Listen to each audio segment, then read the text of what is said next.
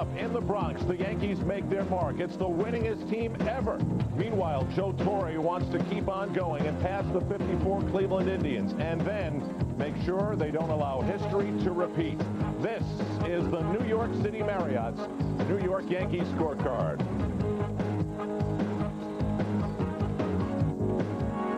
We are back in the Bronx. The Yankee faithful are assembling at the most historic place in sports, 161st Street and River Avenue, as you look up 155th Street.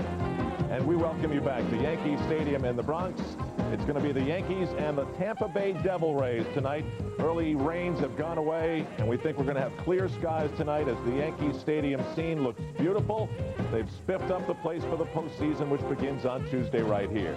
Good evening, everybody. I'm Al Trout. Yes, it's 111 wins. No other Yankee team has ever won that many. The only team in American League history to equal that mark was the 1954 Cleveland Indians. In segment 2 tonight on the New York City Marriott's Yankee scorecard, we're going to examine that season that ended with a loss. That's something that would be an impossible thought for Joe Torre to envision. Last night, the Yankees did it in convincing fashion, and it was another chance for Shane Spencer to star. He's not in the lineup tonight as the Yankees are going to send El Duque to the mound, Orlando Hernandez, and he'll go up against a guy who hasn't pitched in the major leagues in 3 years, a former member of the New York Yankees, Dave Island.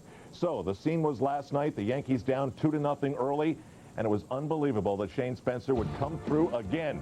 Joe Torre has watched this guy play himself maybe into a starting role. The man on the mound was David Wells. It was El Duque who pulled his pants up, giving him a new look. They didn't like the look of this. Miguel Cairo driving in 2 early runs in a second inning in which David Wells walked 2. Almost an unthinkable thought. But in the bottom of the 6th, against starter Wilson Alvarez, Shane Spencer did this. Unbelievable opposite field power. With the bases loaded, he single-handedly wins the ball game. The Yankees jumped up, and then it was time to turn it over to the bullpen, which has really turned things on lately. Shane Spencer has got a lot of new fans here at Yankee Stadium. Jeff Nelson was the man called on to pitch a couple of innings, and in the 9th inning, here's how he ended it. Backdoor slider, good-looking stuff. And after the game was over, the Yankees had won their 111th game, meaning Joe Torre had passed Ralph Houck and now Miller Huggins.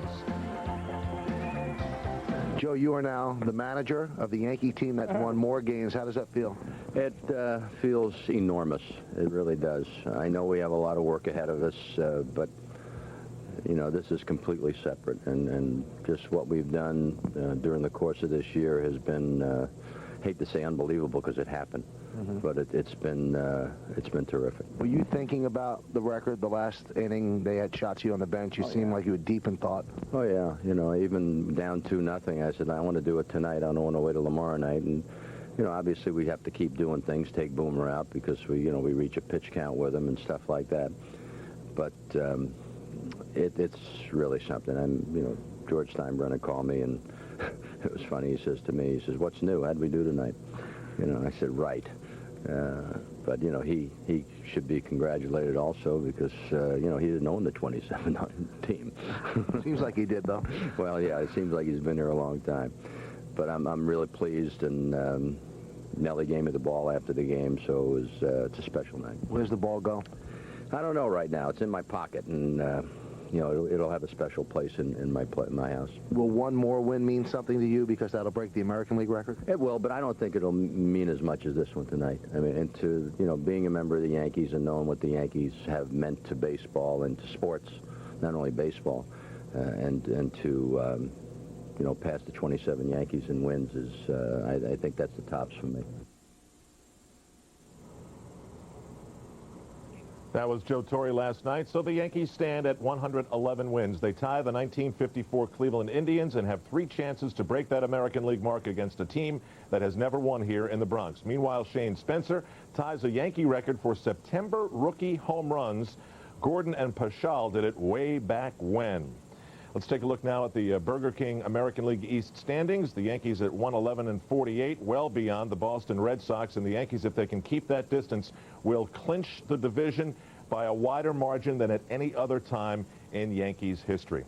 Well, the Yankees have had some bumps and bruises, and tonight we're going to get a chance to see the status of Tim Raines and his knee in left field, and Darryl Strawberry. Strawberry's missed a couple of games after getting hit by a pitch in his calf.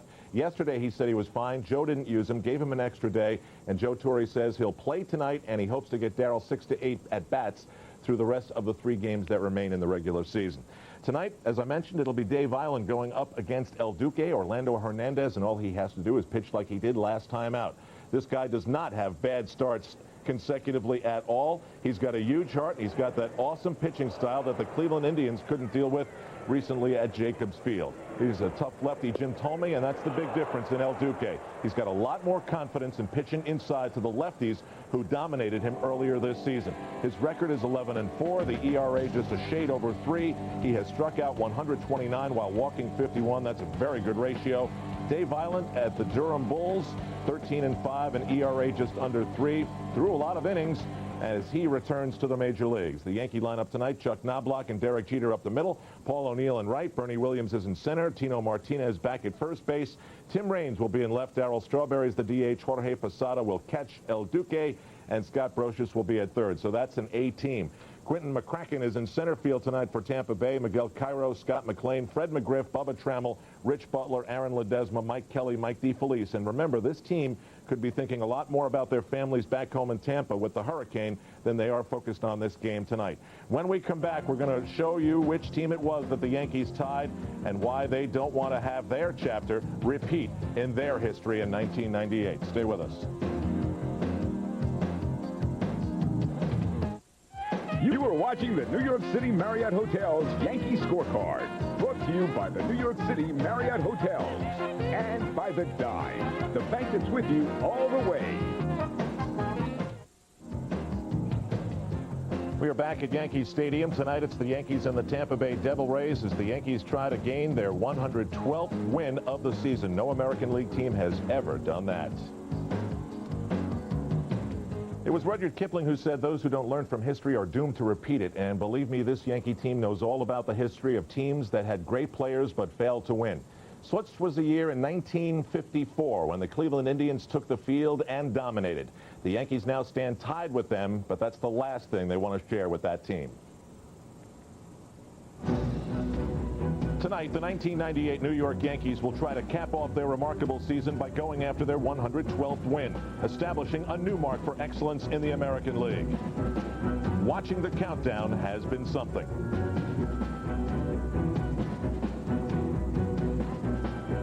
Following the lead of their ever-calm manager Joe Torre, the Yankees breezed through the campaign with an MVP-type year from Bernie Williams. Derek Jeter's near 200 hits.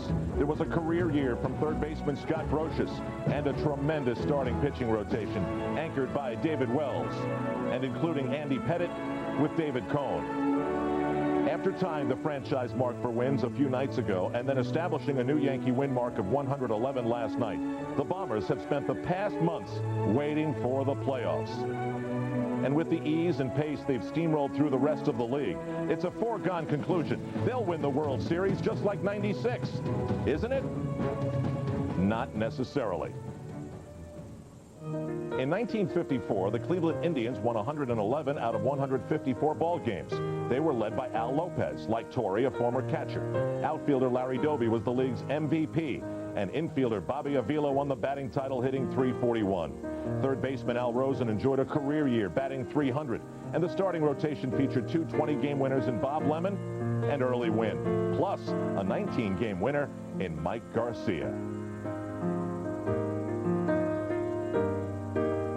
Playing to packed stadiums wherever they went, the Indians, unlike this year's Yankee squad, were involved in a tight pennant race.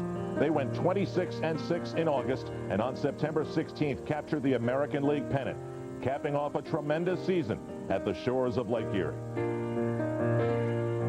Season started, we played well, and then as the season went on, you realize the fact that things were going well. You had players on the team having an excellent year.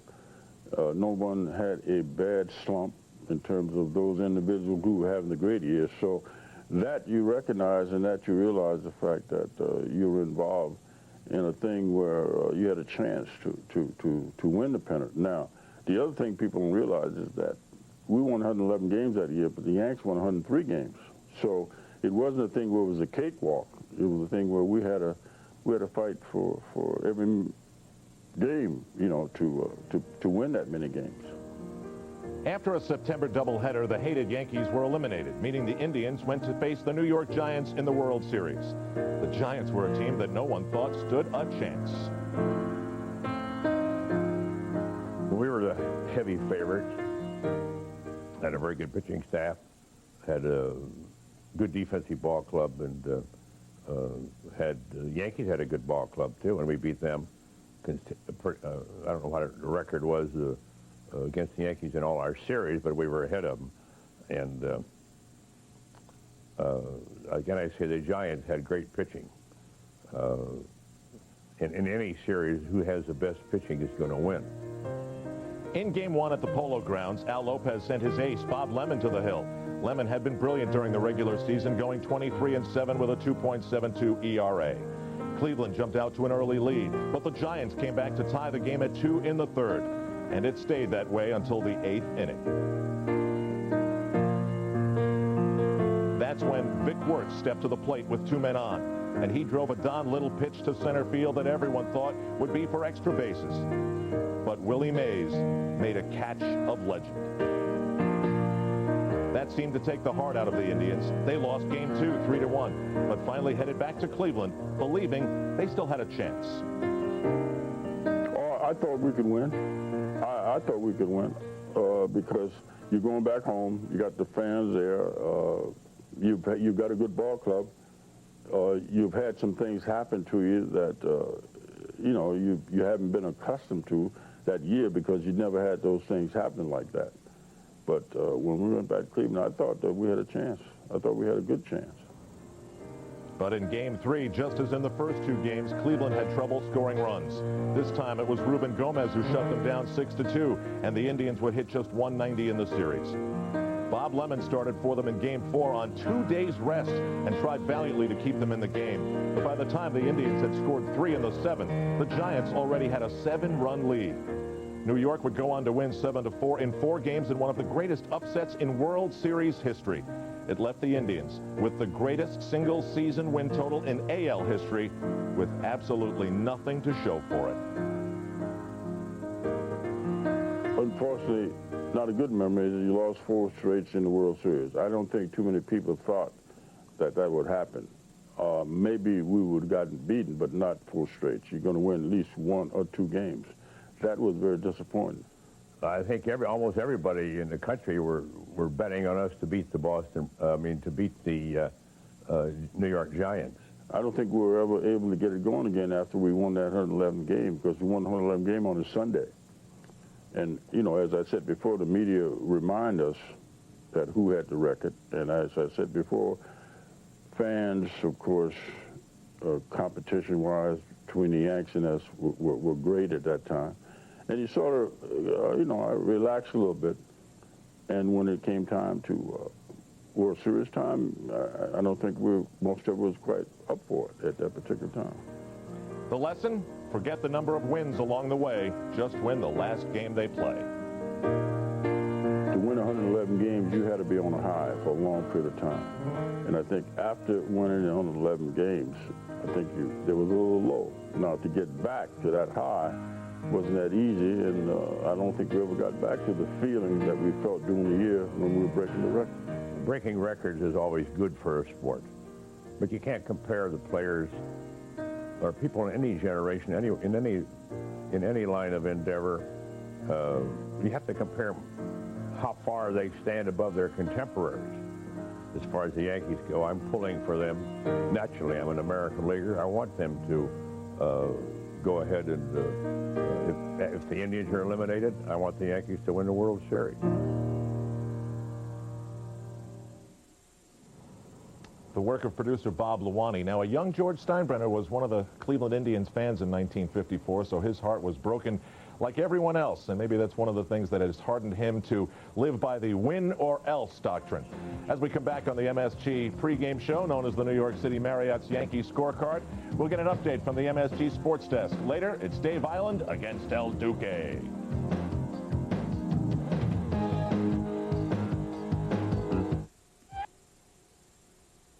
Is brought to you in part by your local Chrysler Plymouth dealers.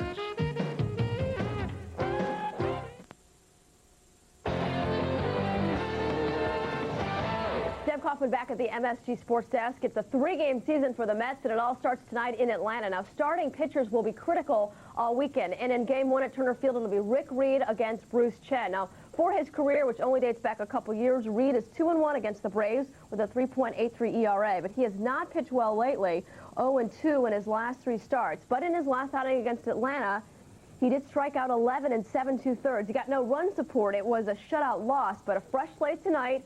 Rick Reed against Bruce Chen, and the Mets have to do well. It's Glavine and Maddox the rest of the way. The Cubs have to play the Astros. It'll be Kevin Tapani against Jose Lima in Game 1 at the Astrodome. The Cubs first, since Brant Brown dropped the ball in left field in Milwaukee. And the Giants finish the season in Colorado. Now, they are 1 game behind the Mets and Cubs, but definitely have the most momentum heading into this weekend. And Joe Carter says that the Giants have Brant Brown to thank for that.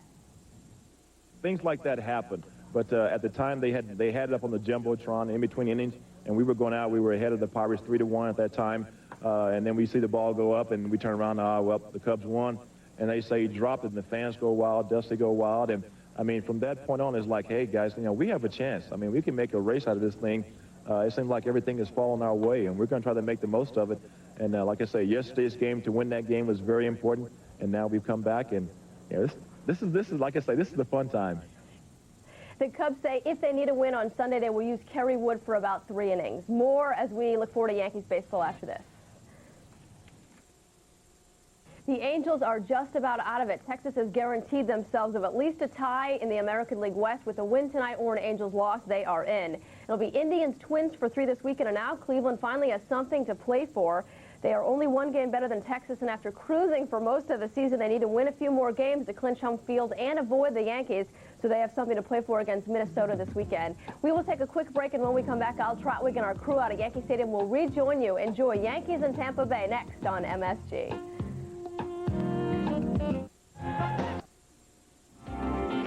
The Yankees set their sights on their own history, and yesterday passed the 27 Yankees to become the winningest team of the winningest franchise in baseball. All year, it's felt like a special season in the making, and last night it became official when Jeff Nelson powerfully negotiated the 9th inning to clinch a come-from-behind win over Tampa Bay. First, Joe Torre caught and passed Ralph Houck's 61 total, and now Miller Huggins' Murderers Row team is second on the list. 111 wins is the most any Yankee team has ever won, and only one other American League team did that. The 54 Cleveland Indians with manager Al Lopez and pitcher Bob Lemon. They had a barrier breaker in Larry Doby and the league batting champ Bobby Avila, but they didn't win it all. And all season, the 98 New York Yankees have said success will only come in the World Series. 3 games to go, though, and a chance to stand alone.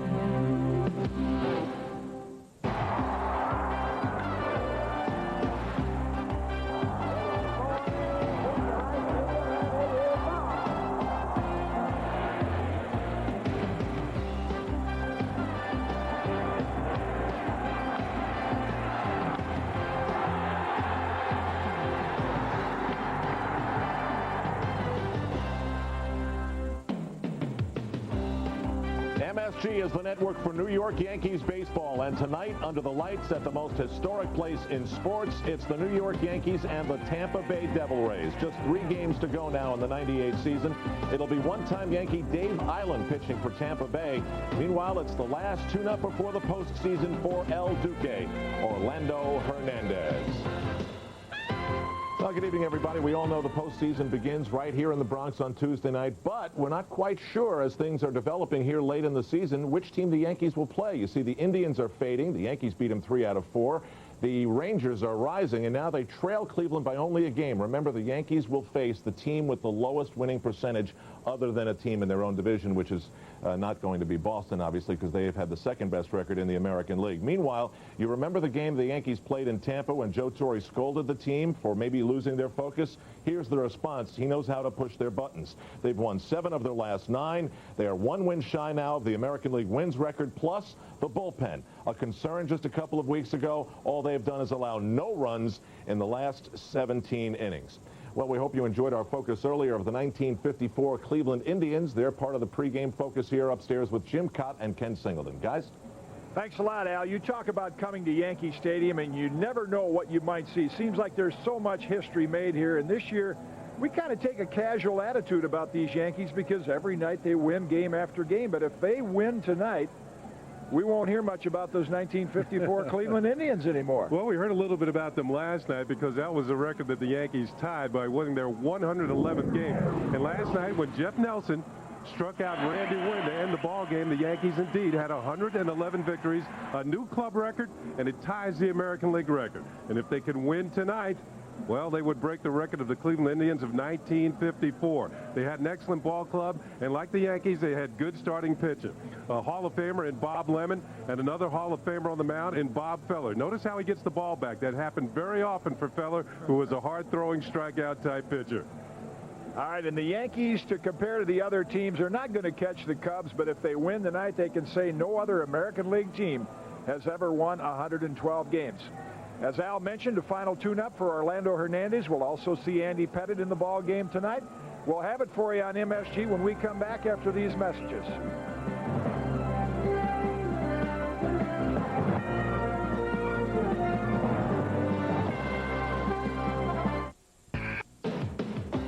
New York Yankees baseball is brought to you by the irresistible taste that makes you say, did somebody say McDonald's? By American Express. Wherever you are, whatever you're doing, American Express helps you do more. By Jeep, the most award-winning brand of 4x4s on earth. And by Nobody Beats the Wiz Home Entertainment Centers.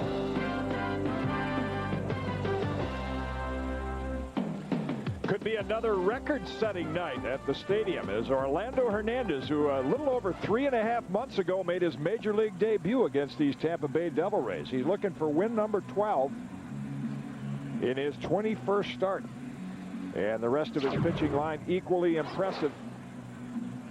Less than a hit per inning and almost a strikeout per inning. Could be a strong candidate even with a late start for Rookie of the Year. Let's check out the starting lineup for the Devil Rays, brought to you by Bob Stores. Great buys on brands you wear. Quentin McCracken leads off tonight, then Miguel Cairo and rookie Scott McLean. Veteran Fred McGriff and Bubba Trammell and Rich Butler in the middle of the lineup. Aaron Ledesma, Mike Kelly, and Mike DeFelice, the bottom third. Behind El Duque tonight for the New York Yankees is in the infield. It's going to be Brocious, Jeter, Knobloch, and Martinez. Raines, Williams, and O'Neill patrol the outfield. Jorge Posada does the catching for Orlando Hernandez. Tim Raines has been bothered by a sore left knee. He's going to test it tonight. He hasn't played in quite a few days, but Joe Torre has him in there tonight along with Darryl Strawberry as the DH. So both of the veterans off the bench and in the action in this second game of this series. Joe Torre has to find out if Tim Raines' knee is all right, and also if Darryl Strawberry is okay. He was kidding before the game. He said, news bulletin, I'm going to get fired tonight. Why? Shane Spencer's not in the lineup. Everybody came here to see the young phenom play, but he said, I have to find out about Tim Raines and Darryl Strawberry before Tuesday night.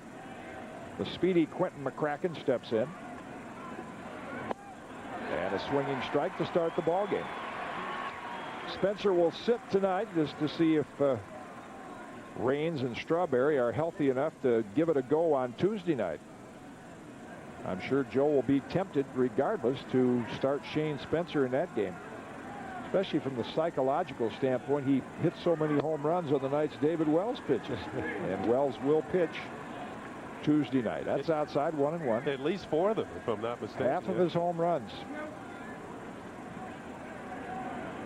And he has proven to scouts that he's not just a fastball hitter. Last night he took a Wilson Alvarez changeup down and away over the right field wall. He's hit a curveball over the center field fence, and we've seen him turn on the fastball. 2-1 to McCracken.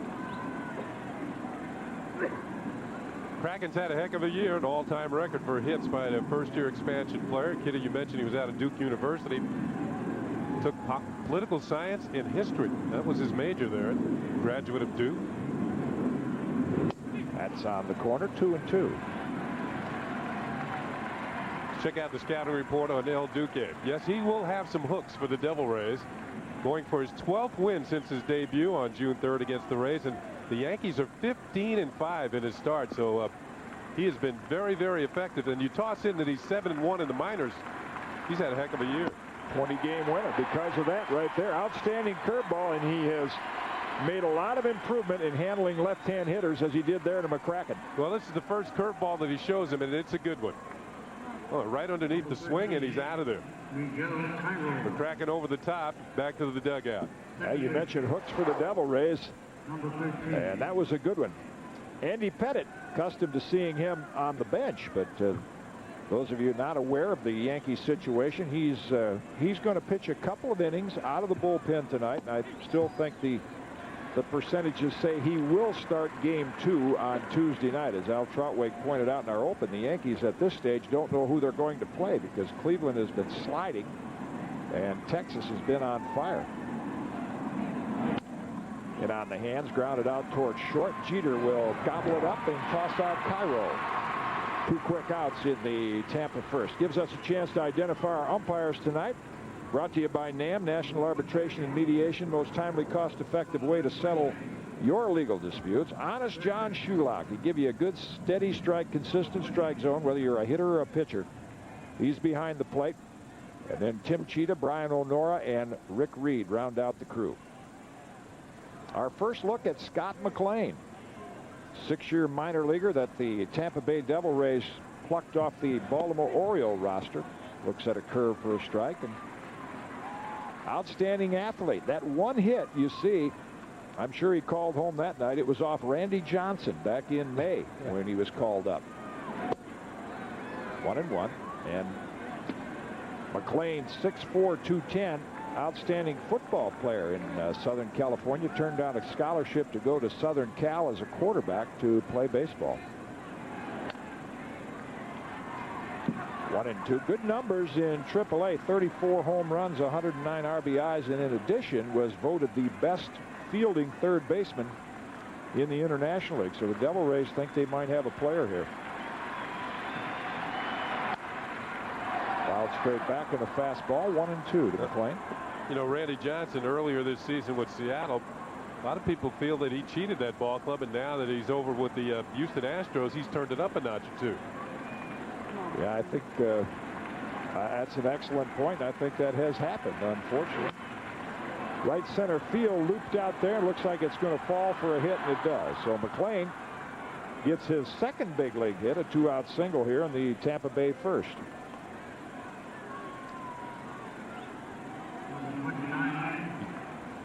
See, Knobloch going to go back on this, and he has the best shot at it from a Yankee defensive standpoint, but it drops in over his head. So El Duque actually made a good pitch, jammed Scott McLean, but the ball drops in for the base hit. And that means he has to face the veteran Fred McGriff. When El Duque made his debut here against Tampa Bay, pitched 7 innings and gave up but 1 run, and it was a home run to this man.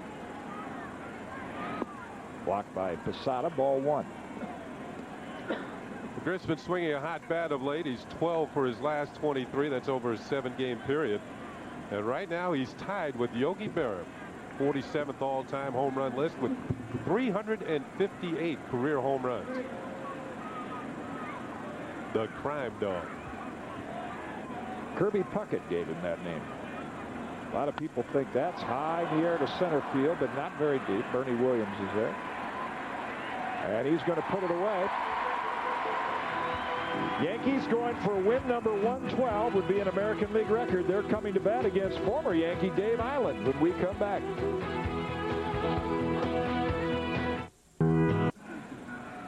We head to the Yankee half of the first inning here at the stadium, and the Yankees will come to bat against one of their former teammates, 32-year-old Dave Island, making his first major league appearance in 3 years. Here's the lineup he'll face tonight: Chuck Knobloch, Derek Jeter, and Paul O'Neill.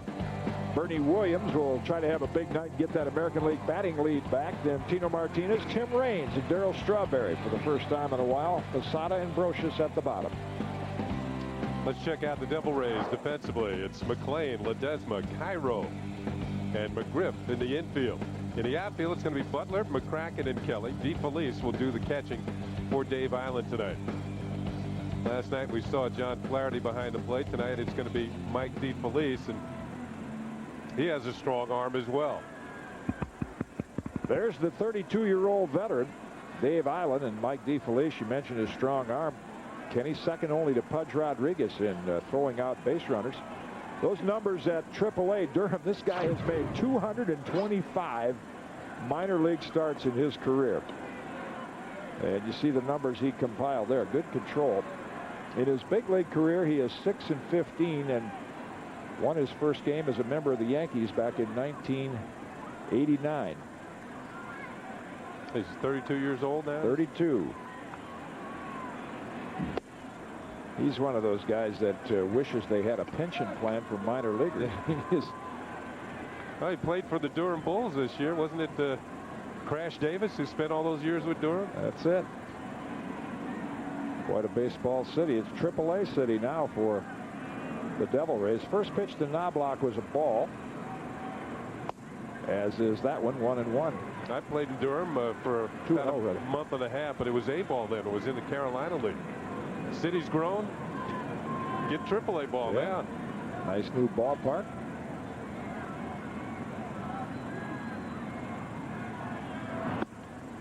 We'll see how Dave Island fares. Jason Hockamy, the left-hander of the Cleveland Indians, started the game the other night. Of course, he was 14-2 at Buffalo, 3-0 in the playoffs, and 17-2 overall. But it gives you a little idea of the difference between the big leagues and AAA. That's in for a strike. It's not only maybe the strike zones a bit.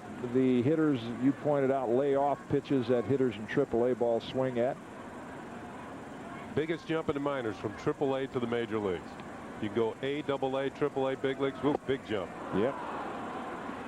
A lot of them get the double deck syndrome. You come up here to the big leagues and you look up there and wow, where am I? Here's a good breaking ball from Island. First slider he's thrown on the night on a good count, 3-1. Fastball, slider, changeup.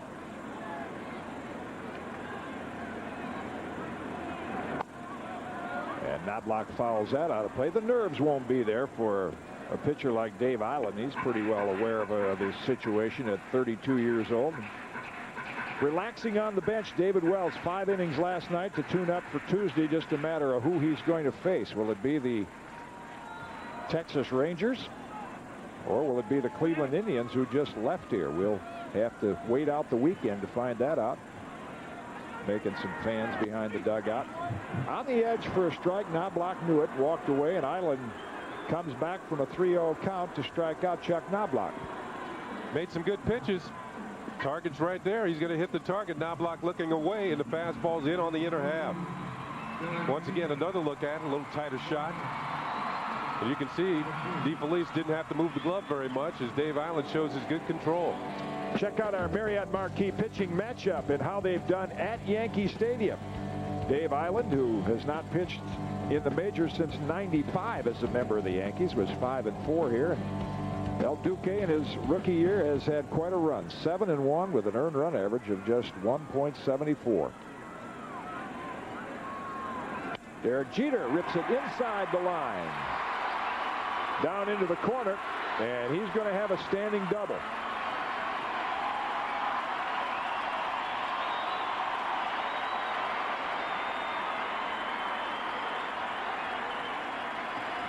Talking about history being made from an individual standpoint. Yep, 200th hit.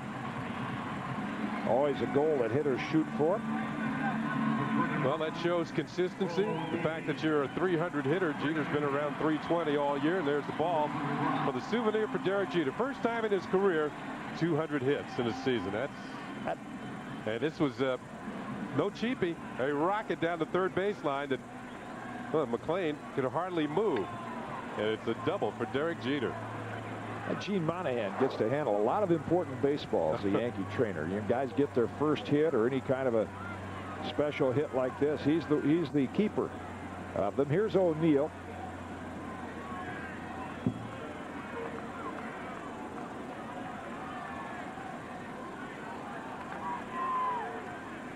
Well, I hope another great Yankee shortstop is watching tonight, because he turns 81 years old today. The Scooter, as well as ex-Yankee relief pitcher. Many of you fans remember Johnny Sane. He and the Scooter were teammates in the 50s, and they celebrate their birthdays today. Same age. There was a note here on Johnny Sane as we look at the retired numbers in Monument Park. Johnny Sane in 1946 came to the plate 104 times. Didn't walk, didn't strike out. That's in for, or rather outside for a ball. That was, as a pitching coach, and he was my favorite, that's one thing I always tried to teach pitchers, is to make contact, go up there with the thought in mind that the count's 2 strikes. Well, that's amazing. Yeah. Walker didn't strike out the whole season. And hit 300 one year. 2-0 to O'Neill. Well, he saw Jeter's 200th hit. The Scooter's the only other Yankee shortstop to have 200 hits in a season. Select company. Back in 1950.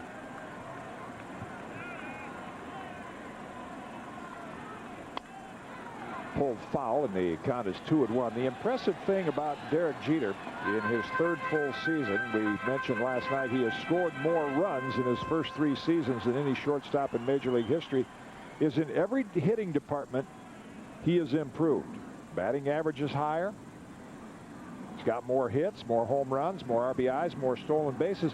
And in the field, which is most important to him, his error total has gone down every year. That's outside. 2-1.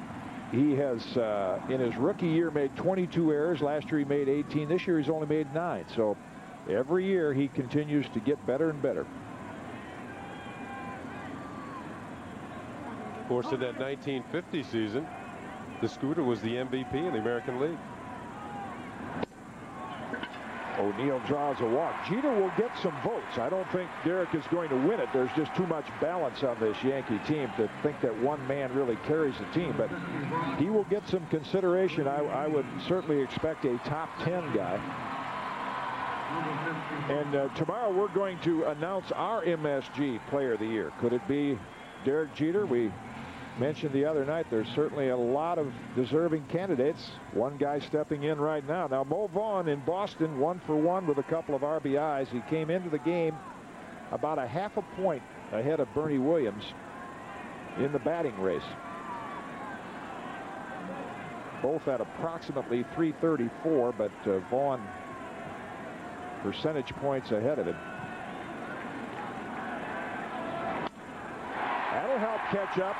Line drive to left, and Butler slips, which will allow Jeter to turn and score easily. And the Yankees are on the board. They lead it 1-0.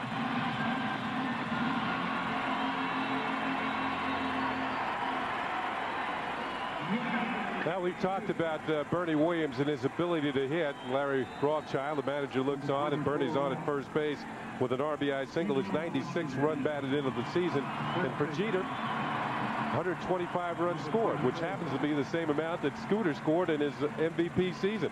There's the line drive base hit. You can see the left fielder Butler go down on the slippery turf out there in the outfield. It rained prior to the game, and the infield was covered. You might see some spots on the infield where they put that diamond dirt down, diamond dust down, as you see Jeter rounding third and heading for home for the 125th time this year. Other areas improved every year, scoring runs. Here's Tino Martinez. That's inside for a ball, who very quietly, almost Lou Gehrig-like. You know, Babe Ruth was the marquee player, and then Gehrig was in his shadow. You start looking at his home runs and RBIs, and there aren't many first basemen that are more productive than this guy. That's ground foul, 1-1. Well, you got to be impressed by the way Bernie Williams approaches the ball. He doesn't try and overpower it. He takes what the pitcher gives, and the pitch was out over the plate, hits it the other way for a base hit. That's the way you build the batting championship, by hitting the ball to all fields and occasionally jumping up and hitting one out of the ballpark. And from both sides of the plate.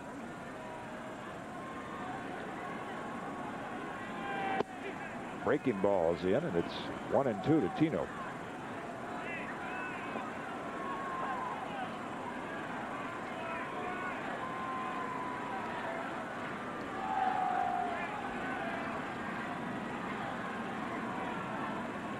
They want it inside, and that's where it is, but Tino's ready for it. Pulls it foul, still 1-2. I think Mark McGwire is the only first baseman in the major leagues that has more RBIs than Tino Martinez.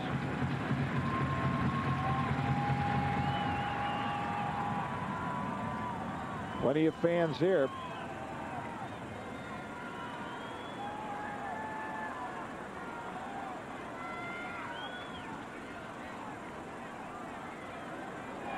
Look out. Way off the plate, 2-2. Now let's check out the scouting report on tonight's starting pitcher for the Devil Rays. Proves you can go home again. He's back here at Yankee Stadium. Good changeup. Yep, this man is an island. Wants another sign.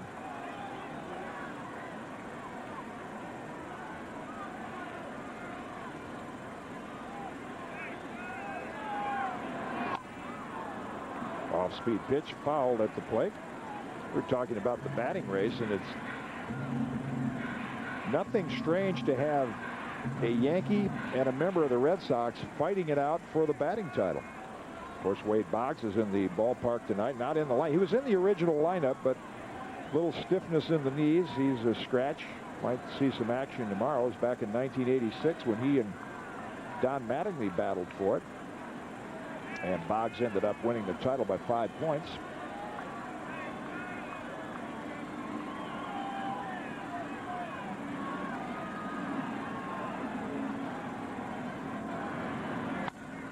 Towards second base, actually McGriff will cut it off, and the toss to Ledesma cuts down Bernie Williams. The Yankees will have runners at the corners with 2 down. McGriff took the easier play to go to second with Island coming over, and McGriff, a left-handed fielder. He would have had him turn, pivot, and throw towards first to get Tino. So he erases Bernie Williams at second base. So Fred McGriff, veteran at first base. Nice easy play to Ledesma for the force out, and Tito Martinez safe on the fielder's choice. Devil Rays have an excellent fielding team. They have given up the 3rd fewest unearned runs in the league, behind the Orioles and the Yankees. So they do make the plays in the field and the right decisions. Probably talking about Alumni Day there down at the high school in Tampa that they both attended. Tino Martinez and Fred McGriff out of Hillsborough High. Fred a few years older as Tim Raines takes the ball. This will be at bat that Joe Torre and Chris Chambliss will pay attention to. They want to see if Raines is healthy enough to swing the bat and play next Tuesday night. Obviously, you'd like to go with some veterans. The Yankees did that in '96 and won the World Series.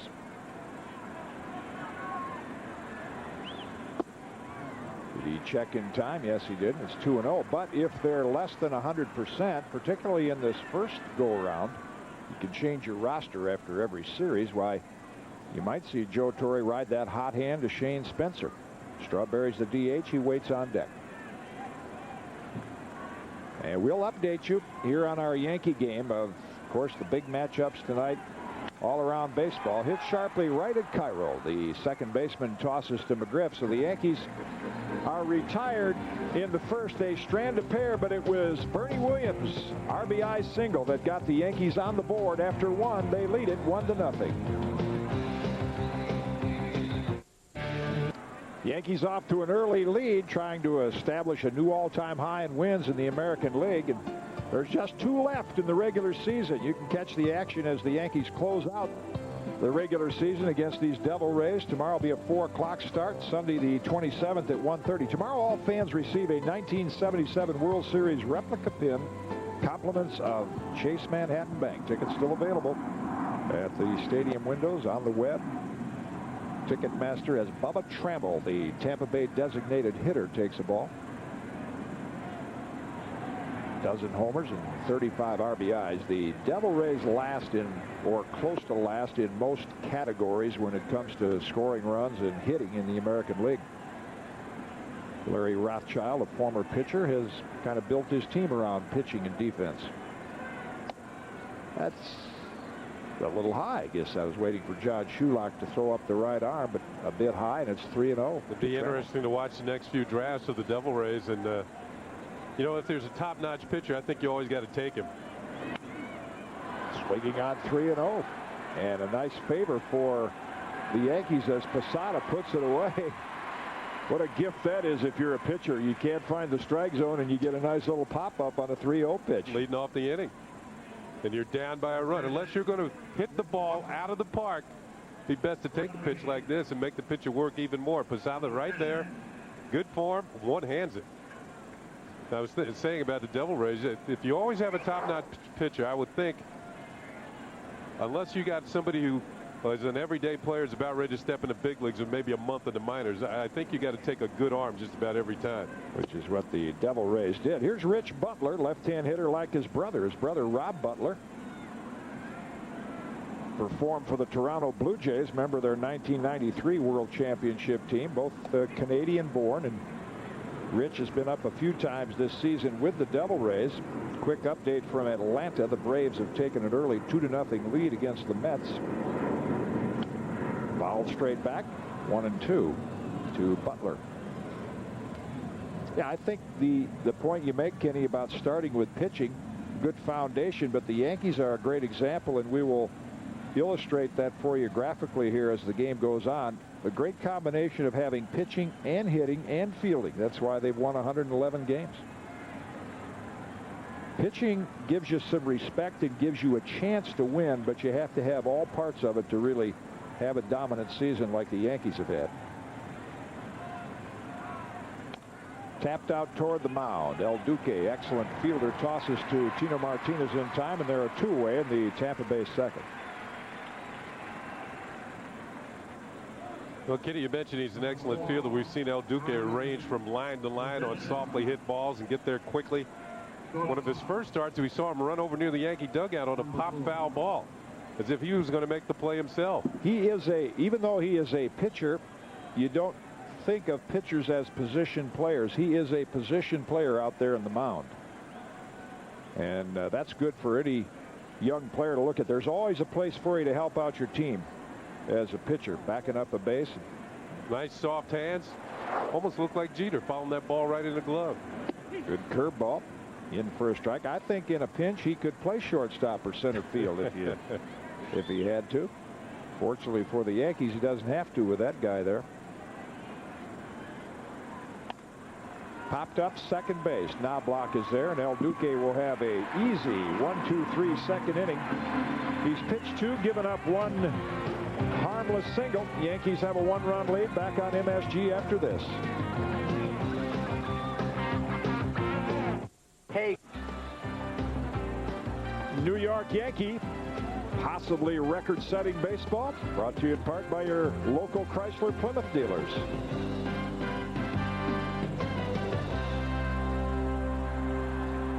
They already have the franchise record, and that's the one they're looking for, the all-time American League mark, 112.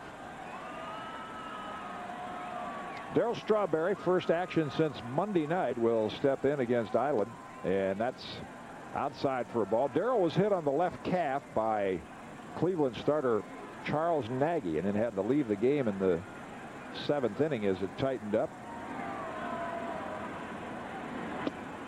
Well off the plate, 2-0. And Island, like Wilson Alvarez last night, a little difficulty getting ahead of the hitters.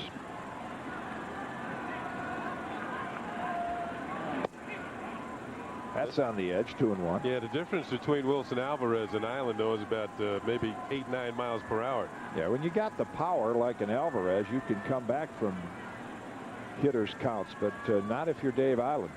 That's ripped out into left field. Butler's playing deep, and he'll play it on a hop, and a good return to the lineup for Darryl Strawberry. A line drive single.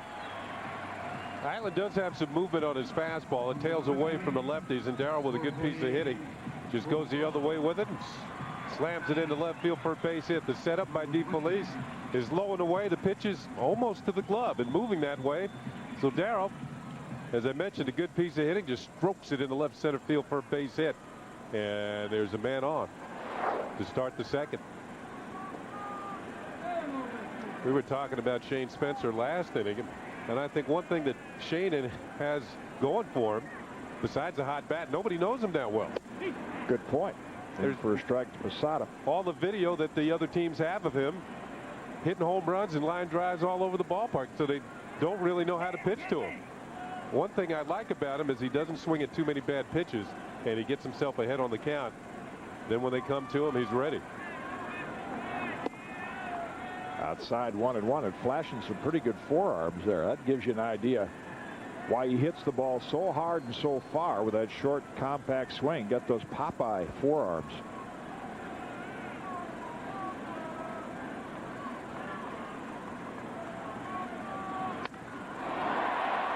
pulled foul, hit well, breaking ball inside. Only thing Posada really could do with it. Posada's had a couple of games this year where he's hit 2 home runs in a ball game, but both of them are on the road. Once at Seattle and once at Texas. With 17 home runs. Pretty good production out of the Yankee catcher. Yankees, of course, with that record-tying 9 hitters in their lineup that have double-figure home runs. Strawberry looks like he wants to go, and he is. DeFelice, an excellent thrower, not in time, and I think Darryl wanted to show Joe Torre, my legs are okay. I can not only hit, I can run the bases. Well, we saw from early in the season that all the Yankees actually had the green light until they abuse it. Then Joe Torre might put on the no-go. But you can see Darryl with those long strides still can pick him up and lay him down. This will be his 8th stolen base of the year in 15 attempts. Against a catcher who is second only to Pudge Rodriguez. So DeFelice could throw. Darryl got a good jump off island. 2-2 to Posada.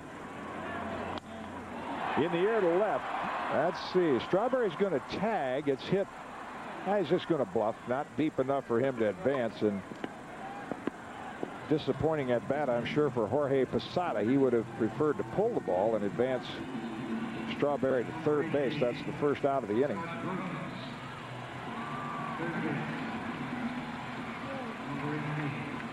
And Scott Brocious, he has had a lot of opportunities lately. Another runner out in scoring position for him to pick up an RBI. He has 96. 4 short of that magic 100 mark.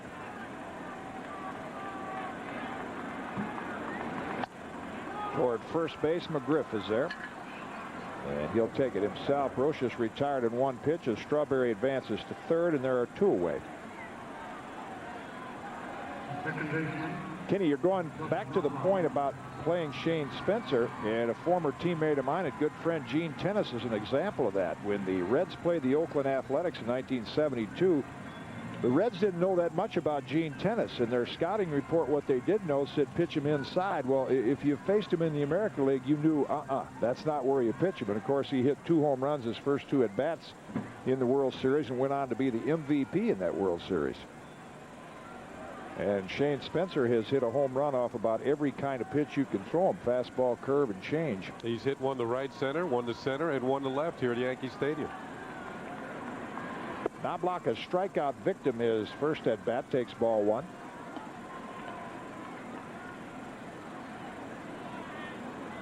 Hope you caught our piece on the New York City Marriott scorecard show on the 1954 Cleveland Indians. They featured a couple of players that have been very involved in the Yankee organization over the years, Bob Lemon and Al Rosen.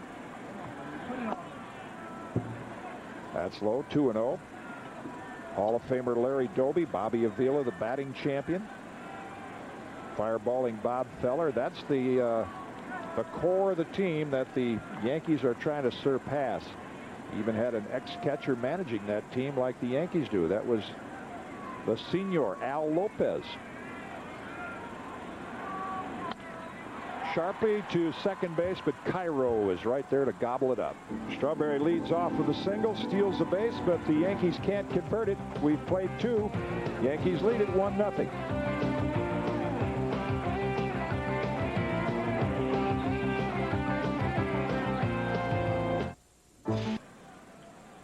Welcome back to the stadium. Fans have come to Yankee Stadium tonight in anticipation of the 112th win by the Yankees. That would be an all-time record for an American League team. Mike Kelly takes the curve from Orlando Hernandez in for a strike.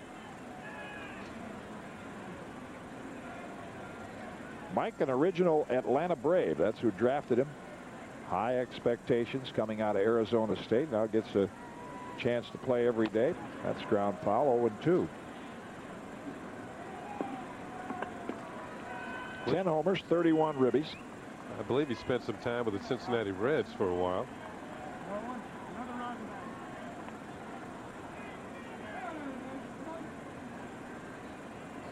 When you see the hitting numbers of some of the Tampa Bay Devil Rays who have played the majority of the season, that's pulled foul outside of third, you really can appreciate, hey, that's Nice pick down there by Jake Ryan. Speaking of birthdays, in honor of Scooter, we'll throw a birthday in here and there. He's celebrating a birthday tonight. Happy birthday, Jake. When you look at those numbers and then compare them to Shane Spencer, it really gives you an idea what a productive month Spencer's having. Had him reach for it and hits it out to center field. Bernie Williams is there, 1 down.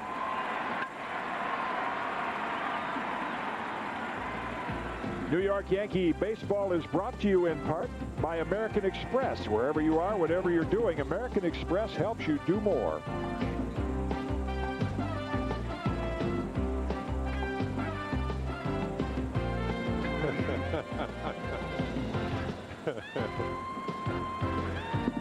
That's a good way to get that banner shown.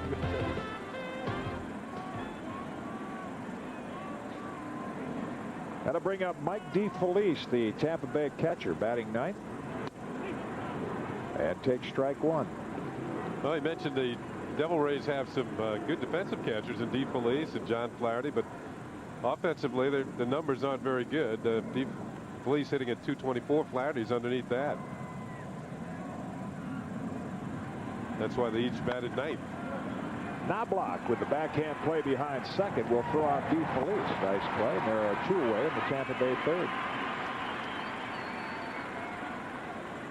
Playing towards the middle. Toughest play for a second baseman, going away from first, then turning and throwing. But he had plenty of time there to get DeFelice. As Knobloch showing his range, almost coming out of frame. Sets up, makes the strong throw. Those first few steps by an infielder, those quick little choppy steps, then you lengthen your stride, reach out and get the ball. Which is what Knobloch did there. And he's had to make an adjustment playing on Yankee Stadium as his home field because he was primarily a turf second baseman in Minnesota. On turf, you could play a lot deeper. Here's McCracken. He pulls that in the hole for a 2-out single. The Devil Rays' second hit of the ball game. Both of them have been 2-out singles. That's Billy Hatcher talking with McCracken, former Major League outfielder.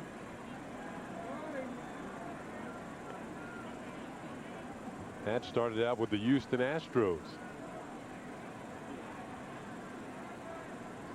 Of course, Houston might have a lot to say this weekend as to the fortunes of the Chicago Cubs and Sammy Sosa. Should be some kind of weekend in Major League Baseball as we follow the wild card race, the home run race.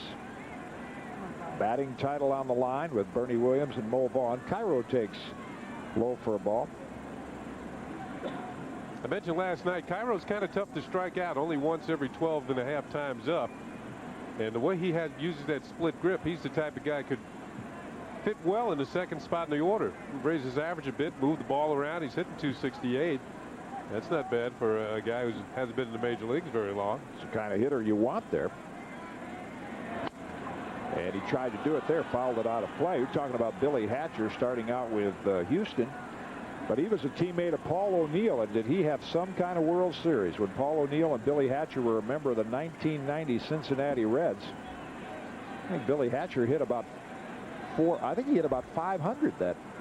He did not get the MVP because of the dominant performance by Jose Rijo, ex-Yankee, who was the dominant pitcher for the Reds then. They swept the Oakland A's in 4. What a shock that was as we previewed the 1954 Cleveland Indians in their record-setting year, and they were swept by the Giants. That's what happened to Oakland in 1990. You only missed by a little bit, Kitty. But he had 600. He was 9 for 12 in the World Series. Well, I was at that one. I knew he spent a lot of time on base. 9 for 12 with 4 doubles and a triple. McCracken on the go. Cairo fouls it straight back, and the count is 1-2. And while Quentin McCracken returns to first base, we'll just update you on the National League wild card race. Cubs and Astros not quite underway. Kevin Tapani and Jose Lima, the pitchers there. Braves already up a pair over Rick Reed and the Mets. And then a little later out in Colorado, the Giants, who are still in it, will take on the hot-hitting Colorado Rockies. And we'll keep you posted on all the action there.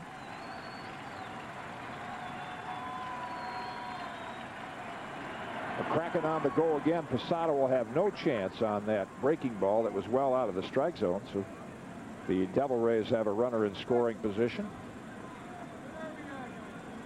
Stolen base number 19 for McCracken. Randy Wynn, the only Devil Ray, has more stolen bases than McCracken as he now stands at second.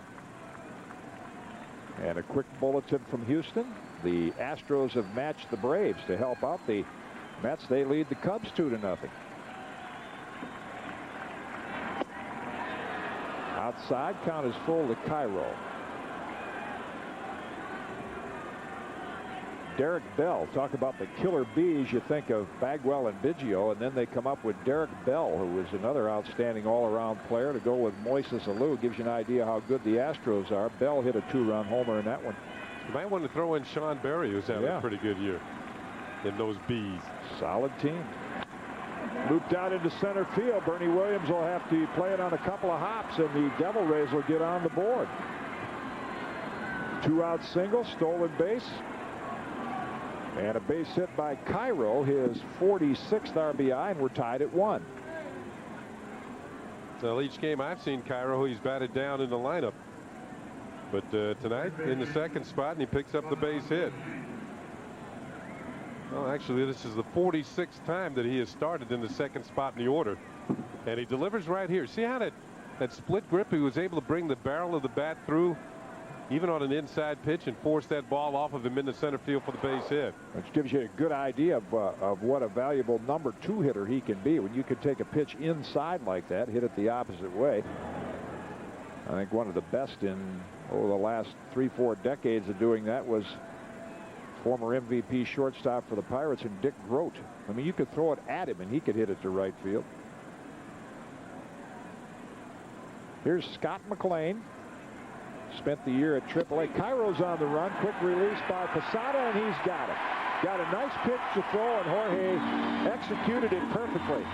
Cairo is gunned down, but the Devil Rays get on the board. And we're tied at 1 as we head to the bottom of the 3rd.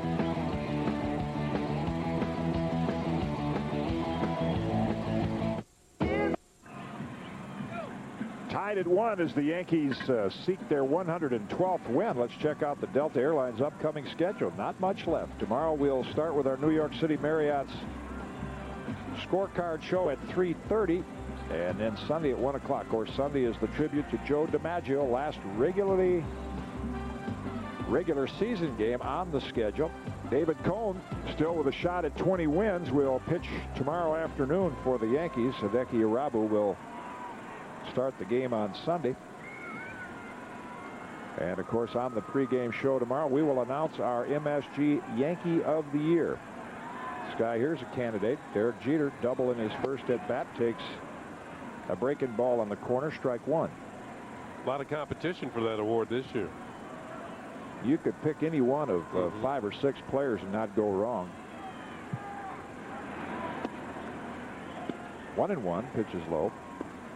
Tino Martinez having a big year, as is Bernie Williams, Derek, Paul O'Neill, Scott Brocious. Pitchers, you have Wells and Cone, Mariano Rivera. 2-1 now to Jeter.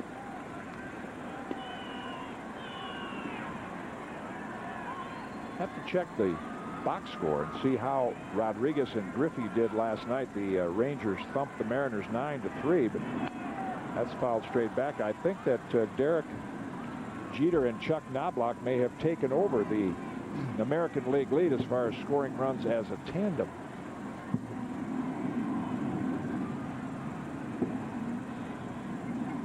Just check that out a minute. Yeah, they're up to 240. They're 1 ahead of Rodriguez and Griffey. The middle. In the center field, and hit number 201 by the Yankee shortstop. And a couple of knocks to help him stay in the American League batting race. Outside shot. You know, Kenny, we've talked about Jeter needing 1 home run for 20, and I saw him before yesterday's game, and he said to me, he didn't mention home run. He said, I need some hits. And he's got 2 tonight, 2 solid ones. First time up, it was a double. This time, a smash right back through the legs of Dave Island, and a base hit. Not much you get. Whoa. Couldn't even get the glove down quickly enough. He's lucky that didn't get a shin. Paul O'Neill takes the ball. The swing that Derek put on the 2 balls tonight gives you an idea. He does want some hits, because for a few games there you could tell he was lifting the ball in the air, and you almost thought he's trying to get that 20th home run. Now he's back to more of the Derek Jeter swing we've seen all year. Gets away from DeFelice, but he keeps it in front of him. 2-0 to O'Neill. Yeah, when you're hitting well, home runs will come. When you're getting your base hits and doubles, home runs will come. When you're trying to hit home runs, you're not going to get anything.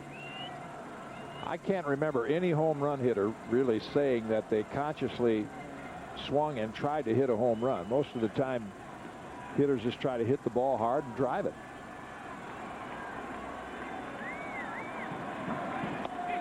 Good backdoor breaking ball catches the corner. 2-1 to O'Neill.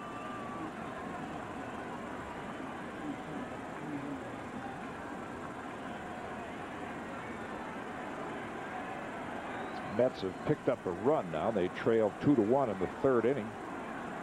Down in Atlanta, Jeter dives back in. Looked like Jeter was going. He had a little bit of move towards second before scrambling back to first.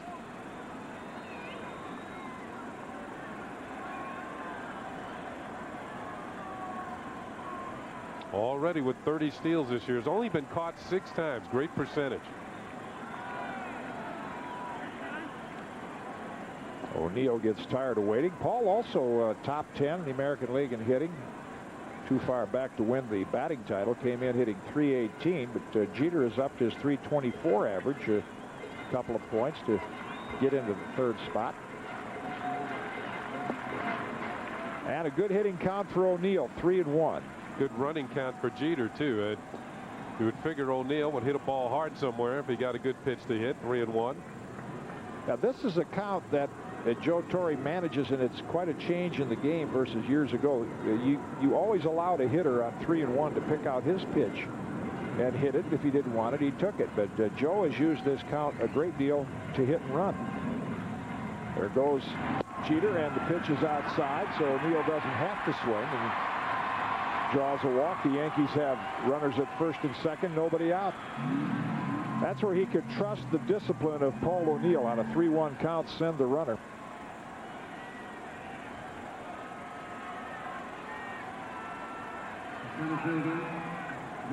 You know, the reason why they send the runners 3-1, they try and stay out of double plays, number 1.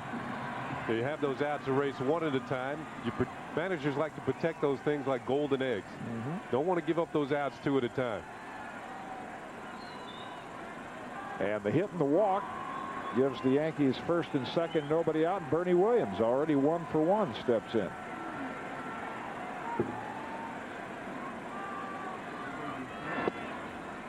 Inside for a ball, and the Cubs, just like the Mets, looks like it's going to be that kind of weekend. They've scored a run, 2-1 in each of those ball games. We check out the updated New York Presbyterian batting leaders. Mo Vaughn is 1 for 2. Brought to you by New York Presbyterian Hospital, area's new leader in healthcare. Jeter moved into the 3rd spot. Albert Bell with a big year in the top 5 with Eric Davis. Island can't find the corners on the plate here in the big leagues, coming off that great AAA season, 13-5. He falls behind Bernie, 2-0. Yeah, both Bernie Williams and Mo Vaughn are serious about this batting race. Mo Vaughn with the hits tonight, or the hit tonight, it has a 14-game hitting streak going. Bernie has an 8-gamer going. 3-0. DeFelice out to the mound. Give us a chance to talk about the batting races that have involved Yankees and Red Sox over the year. Mentioned Boggs defeated Mattingly by 5 points in 1986, but go all the way back to 1939. The man will be honored here on Sunday. Joe DiMaggio hit .381 that year. Jimmy Fox of the Red Sox was second. He hit .360. That'll usually win you a batting title. Mantle and Williams in 1956. Mickey won that by 8 points. Williams turned the table on him in 57. He hit .388 to Mantle's .365. And Bernie Williams, if he sees one he likes, will probably be hitting here on 3-0. Got a breaking ball. And looked like a breaking ball. 3-0. Wow, that's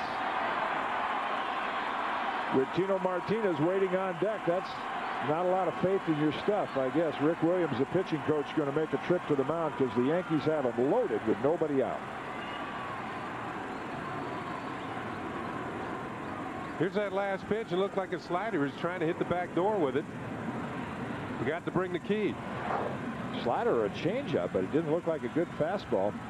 Yankees have hit 8 grand slams this year. The first one of the season was hit way back on April the 17th by Tino Martinez. And this young man has the last 2 that the Yankees have hit. Got 2 grand slams in 1 week. Mike Duvall, left-hander in the Tampa Bay bullpen, getting ready. And the crowd sensing what can happen here tonight, and the Yankees with a great opportunity to break this one open.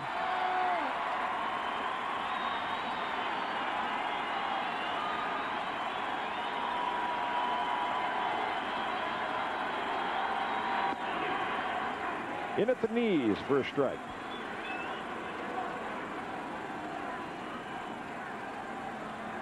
You know, Rick Williams is probably talking about damage control.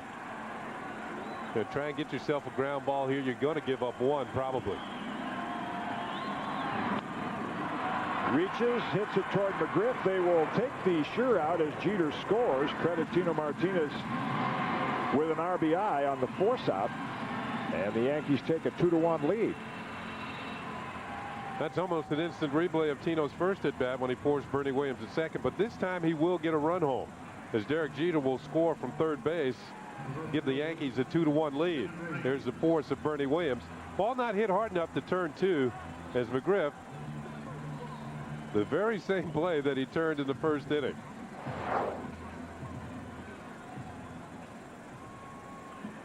So Jeter, 2 hits and 2 runs scored for the Yankees. Going into last night's game, Ray Durham had him by 1 run. Derek might win that title. Tim Raines takes inside for a ball.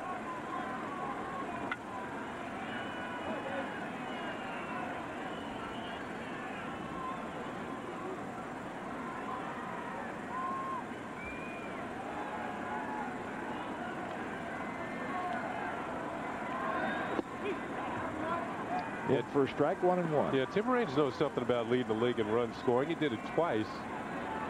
Back with the Montreal Expos in 1983, scored 133 times to lead the National League. And in 1987, scored 123 times to lead the league. That's when he was one of the premier leadoff men in the game.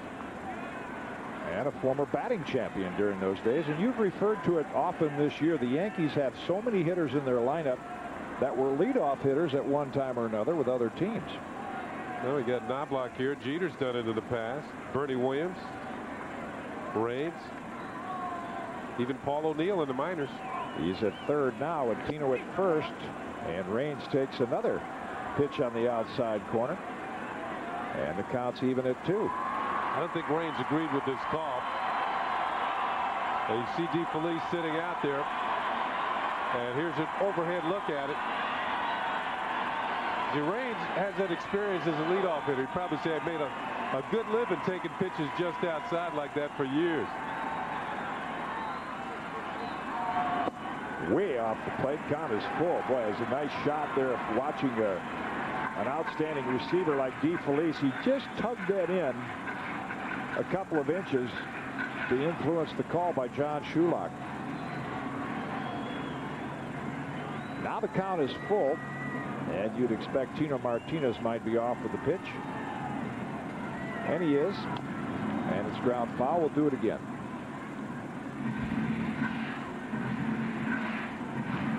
Once again, trying to stay out of the double play. Extend an inning so you get another shot at scoring a run, which Darryl Strawberry coming up next. That makes for a tough night for Dave Island as you see Strawberry, another left-hand hitter. And the Yankees just have that lineup stacked with left-hand hitters tonight.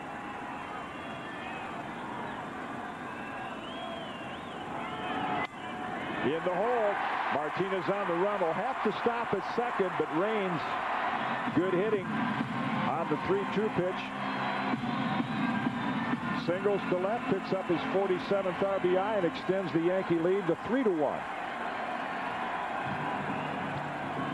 Well, another reason why you send runners, because the infield opens up, holes open up for you. The shortstop and second baseman have to cover the bags, and Ledesma was the one who made a few false steps towards second base to cover. He can't recover in time and go back the other way as Raines forces the ball through the vacated hole. Here's a look at it. Ledesma not even in the picture. He had gone towards second to cover the bag. And here's Strawberry with a chance to really break it open. 3-1 Yankees, 2 on, just 1 out, and Island having a difficult time trying to handle these left-hand hitters. There you see Martinez and Raines, the runners.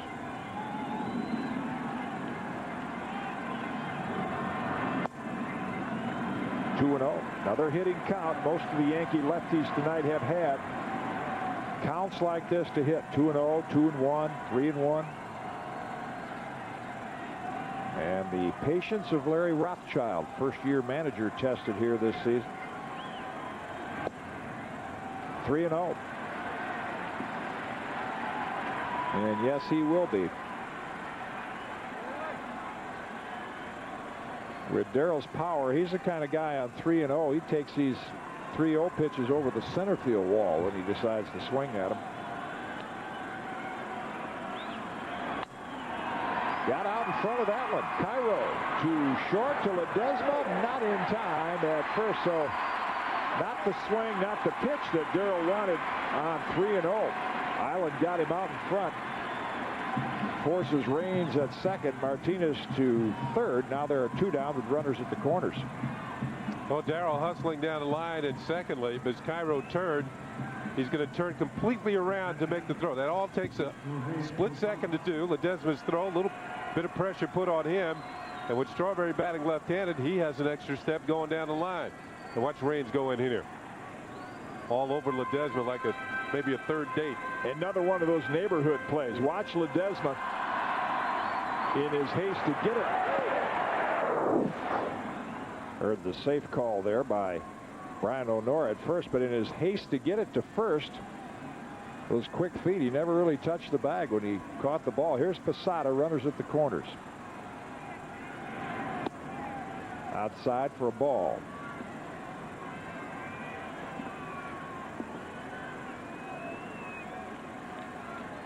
Yankees have had a lot of base runners. They left 2 in the first inning and scored a run. They left another one in the last inning. And that's going to be looped out into left field. An RBI for Posada. Strawberry is hustling to third. Jorge to second. The Devil Rays throw it into third base. So Posada will have an RBI double. And it's 4-1. And that's going to be all for Dave Island. As you mentioned, Kitty, the lineup stacked with lefties, and not only lefties, they're looking to go deep and hit home runs. Yankees have hit a lot of homers. Island's aware of that, but Yankee left-handed hitters who are good hitters, willing to take what the pitcher gives them. We've seen Strawberry hit a ball in left field tonight for a base hit. You've seen Raines go that way, and now Posada will go the other way. Breaks his bat, but still pitches out over the plate, goes the other way, picks up the base hit. You know, you're up there. Not every pitch is thrown up there to be hit for a home run. And you're up there thinking, well, a single will do the job. And it does. It scores another run. It's a 2-base hit for Posada and Island. So Posada and Girardi, 94 RBIs between them now. Yankees lead at 4-1 back after this.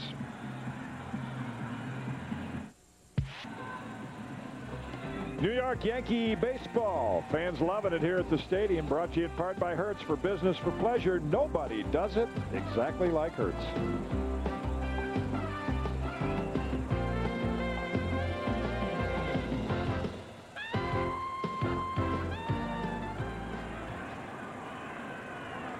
Well, Sammy Sosa and Mark McGwire have some fans at the stadium tonight. We will update you on that home run race as well. There's 29-year-old Rick White out of the Pittsburgh Pirate organization before the Tampa Bay Devil Rays drafted him, and there's his pitching line. this season. He'll face Scott Brocious, and again, Scott Brocious with an opportunity to get to that 100 RBI man as Mark has 2 in scoring position. First pitch in, first strike.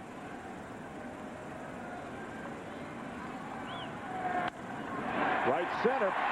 That's going to drop. He's going to pick up 2 of them. Strawberry and Posada score.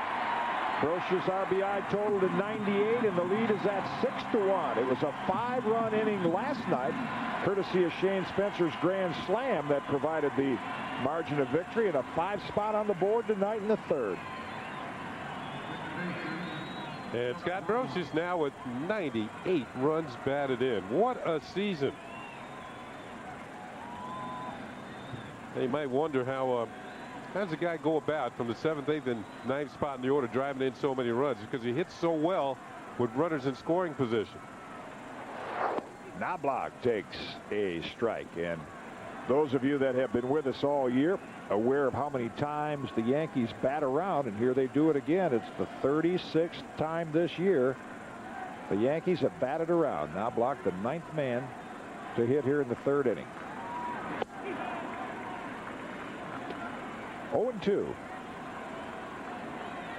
Yeah, Brocious better than .373 now with runners in scoring position this season. That's amazing. You know, there are hitters that turn it up a notch when you put the men out there.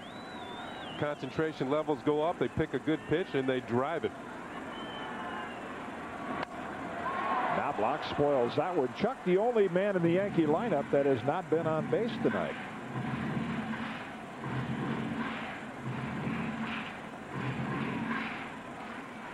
Struck out to start the ball game and grounded out to end the 2nd inning.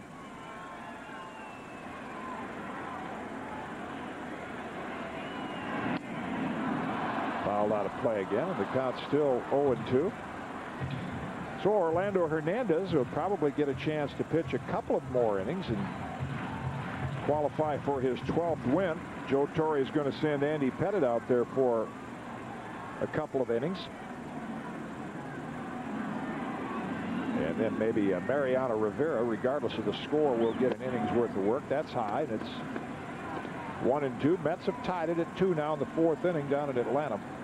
As I mentioned, Del Duque, if he picks up his 12th win tonight, you throw in the 7 that he got in the minor leagues. He's had a heck of a year. He was 7-1 in the minors.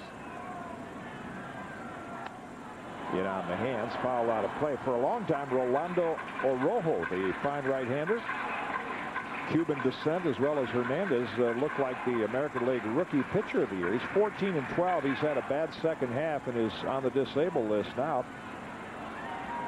As you see, Mike Duvall, the lefty who was up earlier, probably getting ready to face Paul O'Neill and Tino Martinez should they come up again. Well, a tough start for Knobloch. 3 innings. He's made 3 outs. But Derek Jeter has 2 hits. This ignited the rally. The Yankees scored 5, and after 3, they lead it 6-1. Al Trotwick joins me after this. Yankees blowing the Devil Rays out early. They're 6-1, and that does not bode well for Tampa Bay because they don't score a lot of runs, which means the Yankees might hit that all-time record. That's a nice piece on the 54 Indians. I just got to talk about it. Yeah. But, I mean, assembling all the footage and doing the interviews. Bob Lawani, our producer, had the good fortune of going to interview Larry Doby and Bob Feller. That's a great day right there, isn't it? And a couple of former Yankees involved in it, Al Rosen and Bob Lemon. And tonight on the National Finance Sports Desk with Marv Albert, if you missed a chance to look back on that 1954 Indian season, they're going to air it again. Scott McLean hitting only 125. He singled though in his first at bat against Del Duque. I think he's looking real sharp tonight, Jim.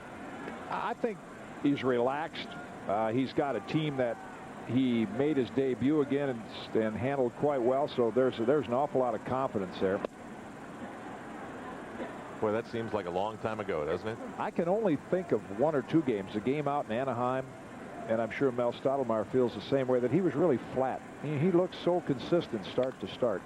Ground ball, fair. Brocious deep in the hole, long throw. Great play.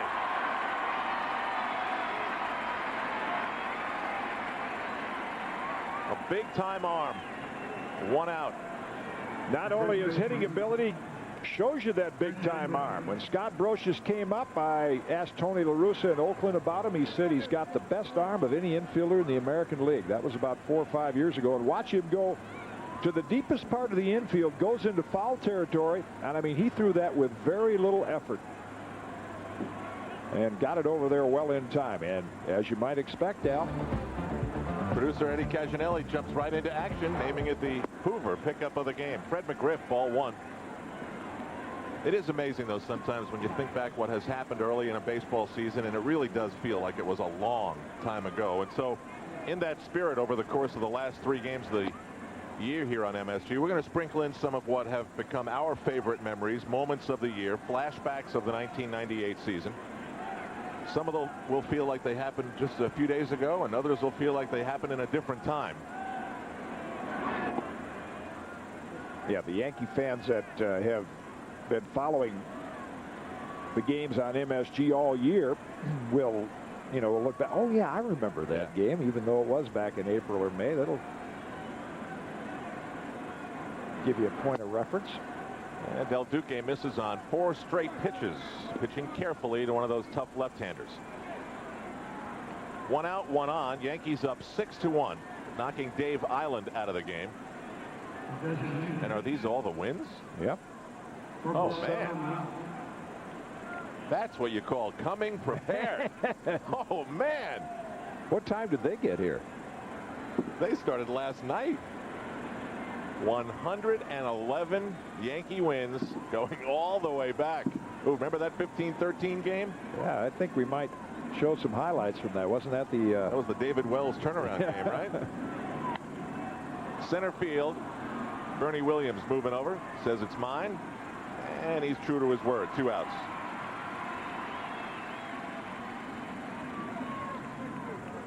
That'll bring up Rich Butler, who's playing left field tonight for the Tampa Bay Devil Rays. And they are directly... Hi! Man, that is... I don't know how many participants in that 111 banners with all the scores. That is really something. So you figure they started right after last night's win, got the magic marker out, hit the copy machine. Good job up there. Came here with a wheelbarrow full of those papers. I don't think there's any doubt that the Yankee fans are the most creative fans in baseball. Yeah. Swing and a miss. I mean, from the K signs to that, to the banners, to the savvy. Butler grounded back to El Duque in his first at bat. This one really feels like it's over, doesn't it? I think with about 2 runs in the third to Larry Rothschild, it felt like it's over because his team just doesn't score many runs. Another pop-up. This one to short left. And Tim Raines has it. Scott Brocious started off the inning with one you want to put a little asterisk next to on your scorecard. Good scoop and an even better throw.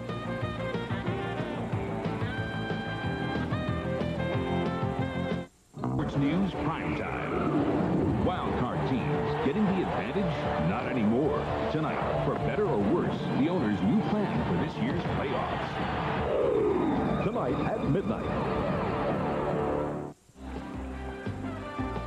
MSG's coverage of New York Yankees baseball is brought to you in part by the new Dodge. See your local Dodge dealer today. Al Trowick, Jim Cott back at Yankee Stadium. The work of some very dedicated fans marking each and every game. There's David Wells' perfect game. Yankees 4, Minnesota nothing on the 17th of May. Every single one of the 111 wins has a little spot in the upper deck. Here's Derek Jeter. And we have news from the Astrodome in Houston. Depending on your frame of reference, Route 66 either starts or ends in Chicago.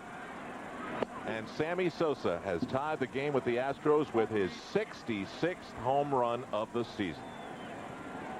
Wow. And the Cardinals and Expos no score in the third, so McGuire will get a few opportunities to tie him. Jeter lays off. It's 1-1. But Jeter didn't just pause at 200 hits. He went right on by, just like the Yankees at all these records. They're going right on by.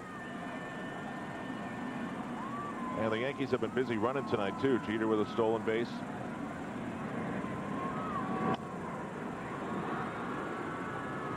For Florida 3, and Jeter's 2 for 3. All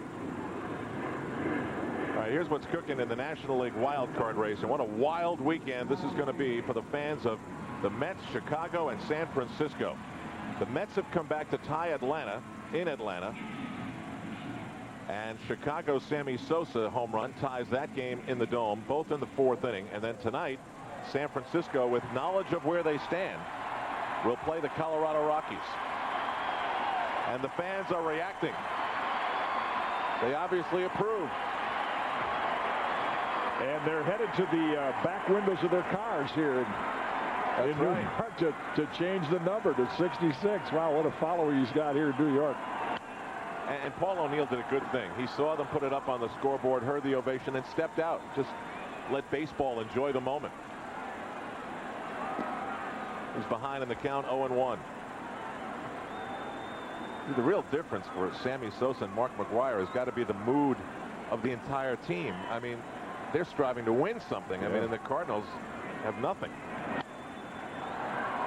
And if you don't think the home run is what attracts people to baseball and power pitchers like Randy Johnson and Nolan Ryan, just listen to the buzz. We can hear the buzz in the stadium right now. And that's what they're talking about.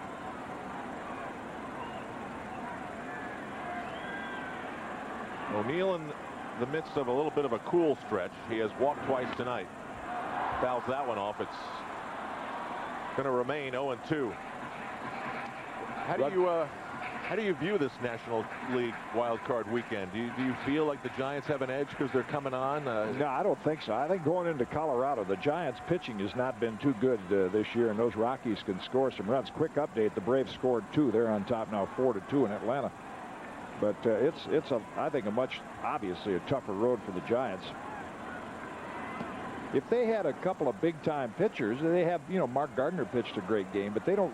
Sean Estes has had an off year this year, and you go into Colorado, and you're looking at Walker and Vinny Castilla and those thumpers there. I think you're at a disadvantage. Andrew Jones hit his 31st home run. That's how the Braves got up by 2. 2 balls and 2 strikes to Paul O'Neill. Here's one of the things that O'Neill has brought to the Yankees all season long: the intelligent at bat, the patient at bat. Working the count. Once you get to 2 strikes, somehow, any way you can, getting a bat on the ball to stay alive. Bouncing ball up the middle. And O'Neill is retired, 2 outs. We understand there's a rare sight in the Yankee bullpen, and it's Andy Pettitte warming up to relieve El Duque for the first time since he first made 5 appearances out of the bullpen when he got started with the New York Yankees. Yeah, and he's going to pitch just a couple innings. Joe Torre has been quite coy about official announcement, but I have a feeling he's the guy you're going to see on the mound Wednesday night in Game 2. And then later on in the series, if it goes 5 games, by pitching Game 2, Pettitte would be available to also pitch in relief and join Graham Lloyd, who has improved his position in the last few outings. Yeah, Joe Torre had some great things to say as Bernie Williams steps in about Graham Lloyd, and he said the big difference, and it's the reason that he still feels good about Andy Pettitte regardless of a grand slam or a loss here or there. He spoke about the consistency of their stuff. He said the stuff was consistent. It wasn't like, what he wasn't seeing from Graham Lloyd was velocity on a fastball, for example. He thought he saw all those things yesterday. Well, he struck out Tommy Justice and Fred McGriff in his last couple of appearances, so that bodes well for the Yankees in postseason play.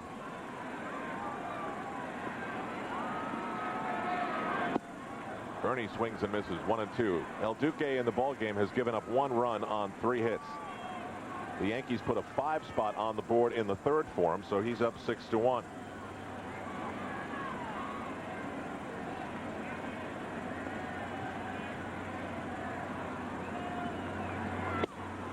How does his movie end? We know how it starts. El Duque's? We know the middle. Oh, yeah. Yeah. Does he end on the pile of bodies celebrating on the mound? Is that the final scene of the movie?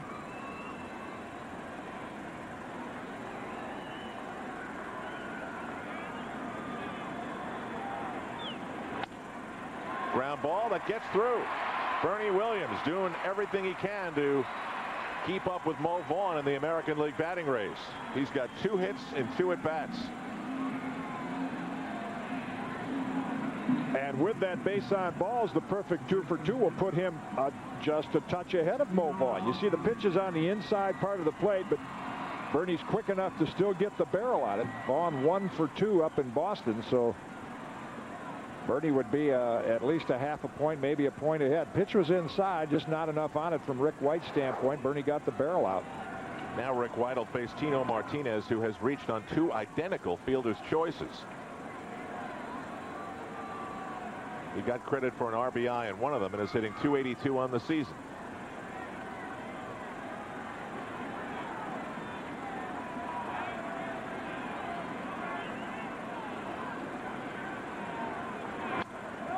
Foul it straight back. Now, every once in a while, Jim, we can present a statistic because of the history of the Yankees that really almost takes your breath away. Tino Martinez becomes only the 4th Yankee in their history to drive in 120-plus runs in 2 straight seasons, and look who he's on the list with. Are you kidding? I mean, Don Mattingly didn't do that. Babe Ruth, Lou Gehrig, Joe DiMaggio, Tino Martinez. Mickey Mantle didn't do it. That's really something. Now, we mentioned earlier, I think this year Mark McGwire is the only first baseman in Major League Baseball that has more RBIs than Tino. Oh, is that right? I think so.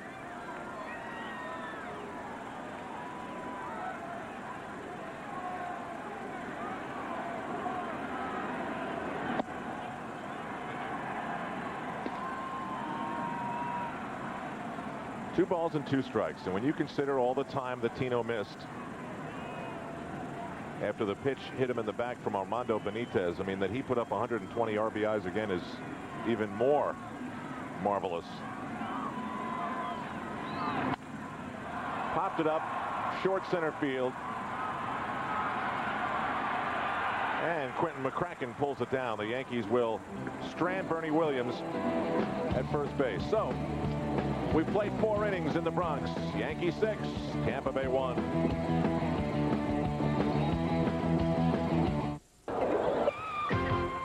What better camera to bring us back than the NFC Skycam, because Yankees baseball is brought to you in part by the National Finance Corporation. Homeowners, lower your monthly payments. Apply by phone 1-800-LOAN-NFC. Jim Cott's got the inning off. Ken Singleton's here for the top of the 5th. Ken, how are you tonight? I'm doing fine, Al. How are you? Nice little 5 spot there in the 3rd. Yeah, that was pretty ugly for Dave Island. Andy Pettit still throwing. Joe Torre watches El Duque take this one off the foot. What a play by Brocious. Scooped by Tino, and there's 1 out. Say this about the Yankees. Over the course of the last 10 days, Joe Torre has had them respond. They have played extremely sharp, and now they want to make sure El Duque is okay, and he's waving him off saying, I'm fine, I'm fine. Steve Donahue out to the mound anyway, and they're just going to give him a little chance to recover here. If Joe Torre out there as well, and he's waving the hands as to say, I'm all right. He's great. I'm not off my feet. He is really a very special guy. So he waves off Joe. Here, score it 1-5-3 on your scorecard. First of all, off the left heel, I believe.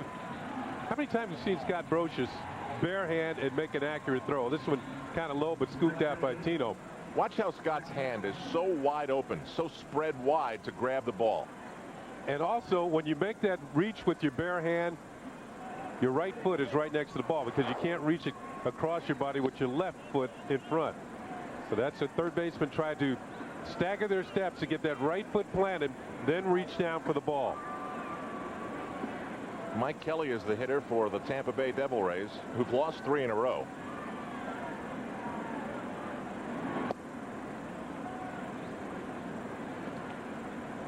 Here's what El Duque was looking like after this play unfolded. Well, there's the ball off the shoe and the heel, and yeah. You like that? Yeah. You know, he got lucky because, I think as everybody knows, because they have shoes, the base of the heel is probably the most structurally solid piece of a cleat or any shoe. So all that hard rubber down there. So you don't slide all over the place when you plant your foot.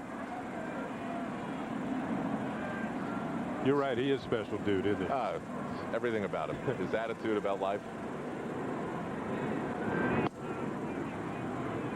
Here he's fallen behind in the count to Mike Kelly. And, you know, we thought maybe that David Wells last night was doing some Babe Ruth tribute because it was the anniversary of Babe's last game. No, it was just Del Duque went in and pulls his pants up before the game, so he left it that way. Base hit to left. And Kelly's going to be able to take second. This place sounds like Shea Stadium here tonight with the Jets flying overhead. Mike Kelly picks up a 2-base hit on a smash that they finally get one by Brocious down the third baseline. Target is in, and he was right on top of it. Slashes it down the line. You see Brocious well off the line, and Mike Kelly will have a 2-base hit. So the Devil Rays have a runner at second with 1 out. Well, the Mets are playing it tough with Atlanta. They've gotten a run back. It's a 4-3 Atlanta lead. Mets batting in the top of the 5th. The hitter is Mike DeFelice, the catcher for Tampa Bay. Yankees up 6-1, top of the 5th. A Friday night crowd that's come to Yankee Stadium wondering if they're going to see the first ever American League team to win 112. And they're in great shape to do it right now. Oh, he didn't look like he could keep up with that pitch at all, did he? Talk about overmatched. Well, first pitch was a slider away. You see Posada shift to the inside, right about bell time. That had some zip to it, didn't it? Yeah, it did. That little. Plus, he drops down enough that right-handed hitters pick it up late.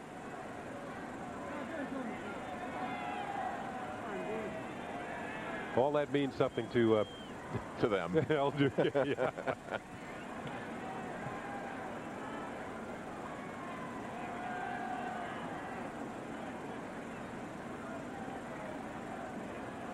It's taken a little while to reestablish communication. Here's a 1-1 pitch, 1 out in the 5th.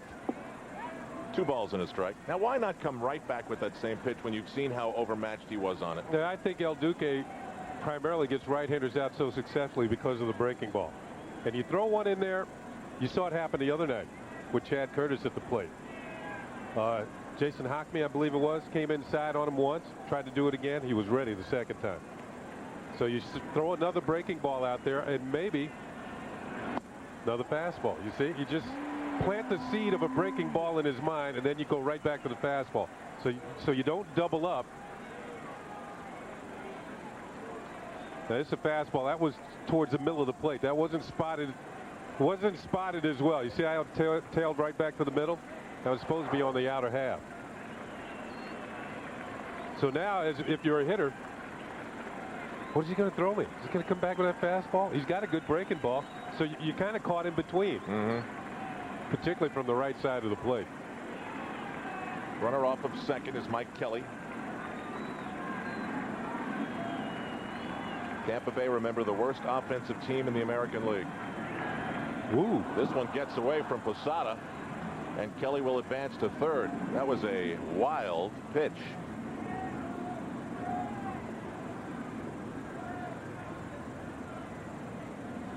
Lots of pitching conversation going on with Joe Torre, Mel Stottlemyre. Looks like he just held on to it too long. Joe said he's going to probably announce the rotation tomorrow. And then coming up with the other 15 names is going to be a challenge. It's 3 balls and 2 strikes with 1 out and a runner at third.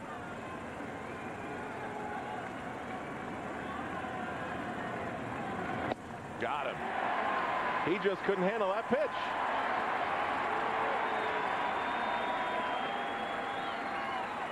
This is only the second strikeout of the game by El Duque, but once again, about bell tie right on the inner half, and that's a blind spot for Mike DeFelice. He couldn't hit the first one, couldn't hit this one, and he's out of there. Here's a look from the National Finance Corporation Skycam. National Finance Corporation, homeowners, lower your monthly payments. Apply by phone, 1-800-LOAN-NFC.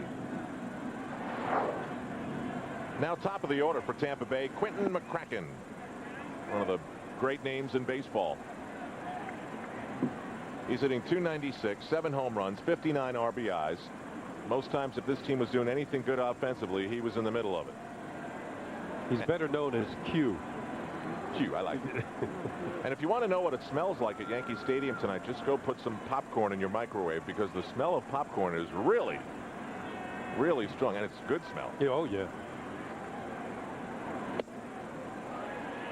Almost makes you feel like you're at the movies and you're about to see the 112th rerun of a Yankee victory. Makes me feel like I'm going to head, after my innings are done, down to buy some popcorn, because I can't often ignore that. El Duque behind in the count, 2-0.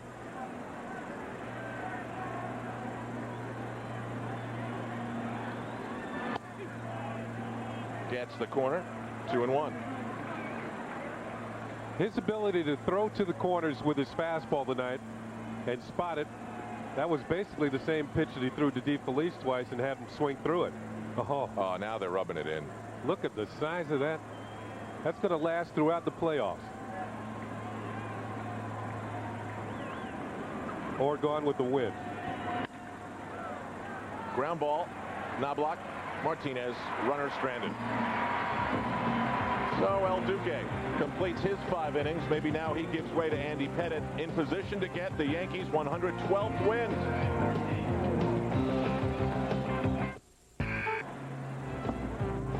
Yankees baseball is brought to you in part by Hoover. Nobody gets the dirt like Hoover. Nobody. Bottom of the 5th inning at Yankee Stadium in the Bronx, and the Tampa Bay Devil Rays are going to send their 3rd pitcher to the mound. And I guess Jose Cardinal wanted to talk to somebody and take his time before getting out to coach first base, but Luis Sojo took care of it. Yankees are a team in a great mood, great frame of mind. And here's the new pitcher for the Devil Rays, Mike Duval, making only his 2nd major league appearance. Yikes.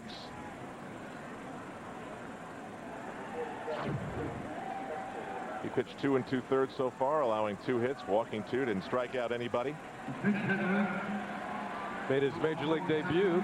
And now listen for the applause. Joe Torre goes to his bench, and the fans love this. Shane Spencer to hit in the bottom of the 5th.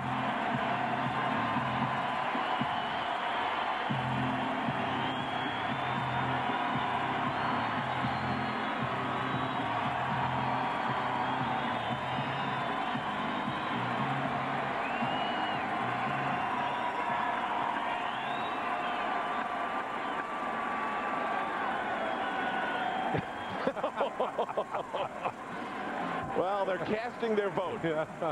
They have loved what they have seen from Shane Spencer and what he has done to the last few weeks of this 1998 season. In 57 at-bats, he has hit 8 home runs and driven in 22. Last night, he was the hitting star with the Yankees down and the bases loaded. To the front row of the bleachers, to the opposite field. Most impressive. Ground ball deep in the hole. Spencer is going to be retired, thrown out from 3rd. He hit for Tim Raines. And now 1 out in the bottom of the 5th. Wait till next at bat. I'm changing my vote. I like the sign, though. Hit it over the fence, or Shane Spencer.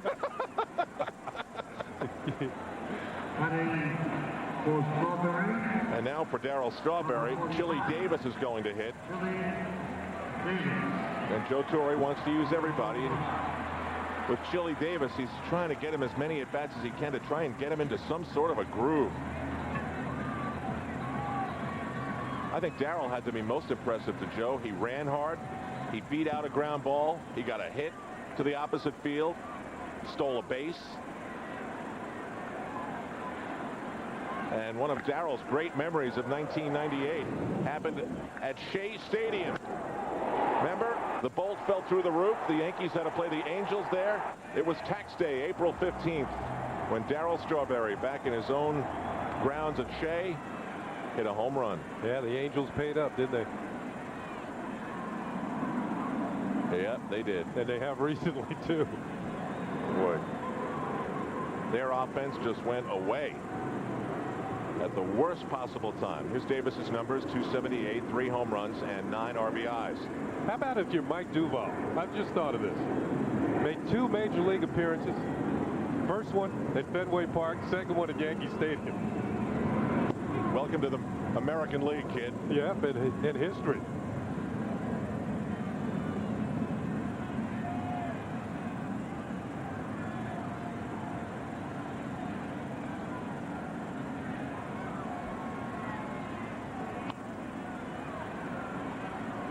So, Kenny, who do you think the disappointed Yankee is going to be? That's a good question, and you know what? But I'm glad I don't have to make the decision. I would think it'd be more the pitcher than you know, one of the position players. It's going to be tough. It depends on how many pitchers they take. They've vacillated back and forth a bit, whether it's going to be 10 or 11. I would think during the World Series they'll only go with 10 pitchers, so they'll have that extra move off the bench in the games that will be played in the National League parks. Well, we know they can't keep Leday, Spencer, Curtis, Raines, Strawberry, and this man. That's too much. Well, I think Chili Davis is going to be there because he's been getting so many at-bats. They're trying to get him ready. 2 balls and 2 strikes. I mean, the Yankees love Ricky Leday. He can hit. He brings speed. Inexperience. I agree. To the gap in left center field. McCracken can't get it. This is a good sight for Joe Torre and the Yankees. A gap double by Chili Davis.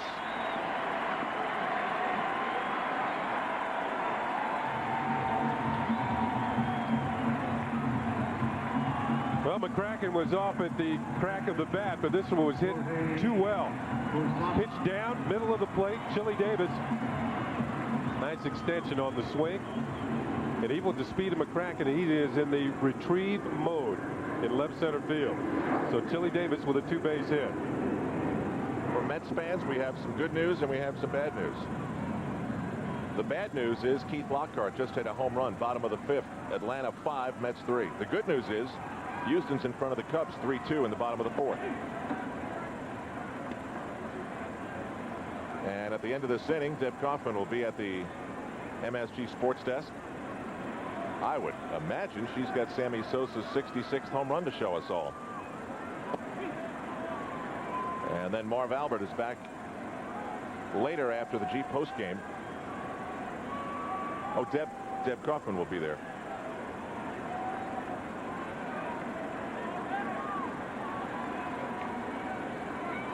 So El Duque's night is done. Posada fouls it to the upper deck.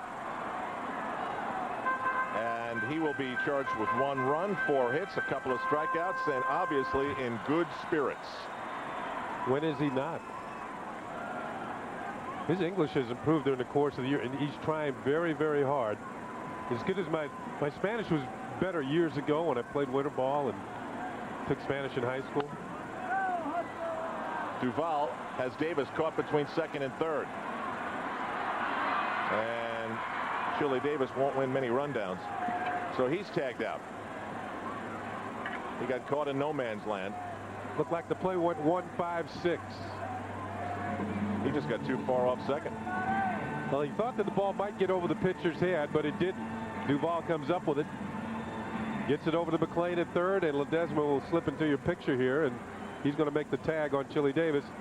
And all the time, Posada has to remain at 1st. 2 outs for Scott Brocious with the Yankees up by 5, out hitting Tampa Bay 9-4. Brocious had a big hit in the 3rd inning, driving in a run, a single. And there's strike 1 on the outside corner.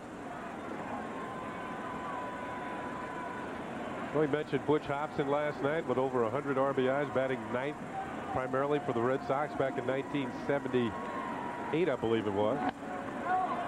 But with a man aboard, 1 swing of the bat. And where will you be this week talking to the baseball fans all over the world? No, I won't. No? No, I'll be home. You will be? Yeah. This division series, I'm not doing anything. Oh, when it gets serious. Yeah. You only come in when it gets real serious. 1 ball and 2 strikes. That would be the international broadcast of the American League Championship Series. ALCS. Yankees certainly hope they're there. And then the World Series to follow that. Then I get to go home again after that's over. You get all that fan mail from Liechtenstein, right? Actually, I had email during the games last year, and we got email from Nepal. Nepal? Yeah. We got it from Argentina, Japan. Japan, good. Australia. They're watching the game 8 o'clock in the morning in Australia. New Zealand. Somebody said when we ever got to New Zealand, they'd buy us a pint. So you get email, and the interesting thing about it, you have to understand that people around the world do not understand the rules of baseball as well as we do here. A lot of things we take for granted that everybody knows, they don't. So you have to explain things like a sacrifice fly and RBI. Australia, of course, they know Graham Lloyd. Right. Runner going, ground ball to short. Nice play across the diamond.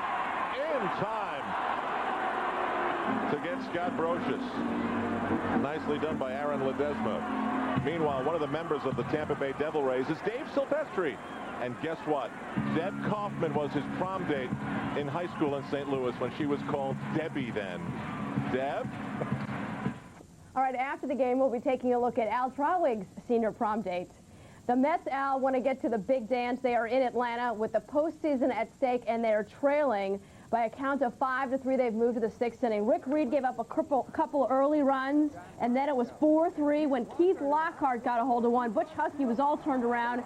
It didn't matter. He couldn't get it. It's now 5-3. The Mets are down 2. But they're actually okay for now because what a game in Houston between the Astros and the Cubs. Houston was up 2-0, and the Cubs tied it. Right now it's 4-2. We'll show you how they tied it. Sammy Sosa hit number 66. Mark McGwire had number 66 taken away, but no controversy here. Sosa hit a shot off Jose Lima and in the heat of a playoff race, but he may need to hit another. The Cubs trail by 2. Now, the Giants are 1 game behind the Mets and the Cubs, and they have an early 1-0 lead. They've jumped on top of the Rockies 1-0 in the early going at Coors Field. The Yankees are in line for win number 112. Their postseason is not in doubt. We'll continue here with Yankees baseball on MSG, but after this, quick timeout.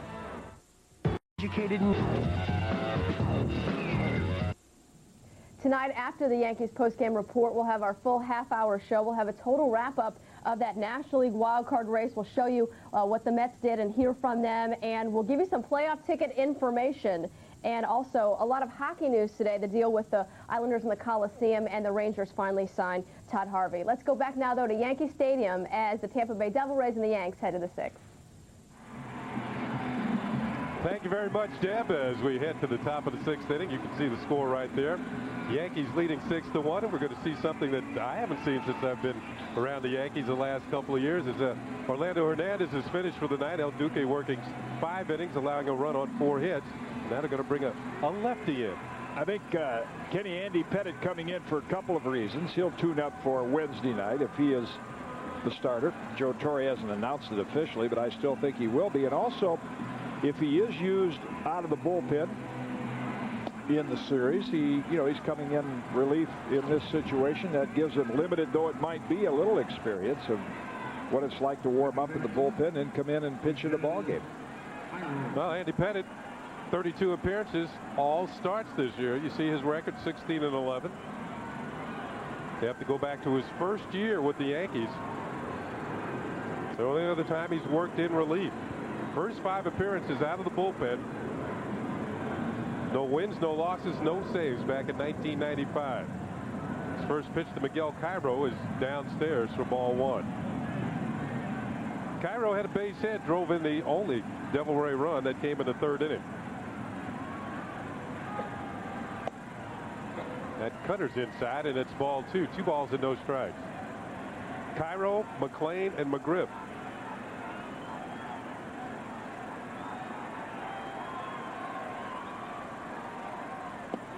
That is poured right in there for a strike, 2-1. Now, Kitty, you worked both as a starter and out of the pen, and you did it, I imagine, both ways some seasons. Yeah, years ago when you were a starter, you were called on actually to pitch out of the bullpen between starts. Ground ball to the right side for Knobloch. Picks it up on a high hop and throws out Cairo, 1 down.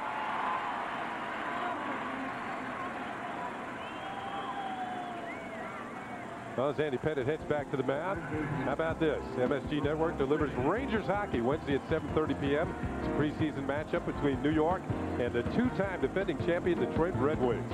Friday, October 9th, it's the season opener for the Blue Shirts take on Eric Lindros and the Philadelphia Flyers. Check out Wayne Gretzky, Brian Leach, Mike Richter, and the New York Rangers all season long on the MSG Network. Here is Scott McLean. And he takes a curve in there for a called strike. And Kenny, we thought it was going to be the Texas Rangers coming in next week, but the Cleveland Indians trailing 4-1 to the Minnesota Twins. They have got to be kicking themselves. They might lose that home field advantage, and they would be coming in here to play the Yankees. If the Texas Rangers and the Cleveland Indians end the season in a tie, Texas will win because they won the series during the regular year. Remember, they were in here kind of yucking it up, relaxing, and giving the regulars some time off, and suddenly they find themselves in a position where they've got to win a couple games. Pettit just misses inside, and that's a ball and 2 strikes. You're talking about starting and relieving, and the difference usually is as a starter, you're more of a pitcher. You feel like you can change speeds and use all of your pitches. As a reliever, especially if you come in with men on base, the tendency is I got to go as hard as I can. I've got to when you haven't had a lot of experience with it, you tend to overthrow, and I don't care if you're a rookie or a 10-year veteran doing that. I went through the same thing. And I think Andy Pettit coming out of the bullpen would probably use like this where he could start an inning. Jeter to his left, 360. The throw is in time.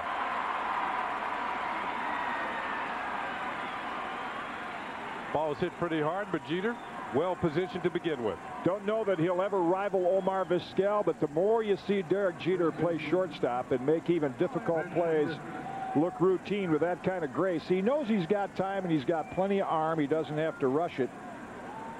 He is moving up the ladder every year in terms of respect as a good fielding shortstop, not just an offensive force. 2 down now as Jeter settles in at short.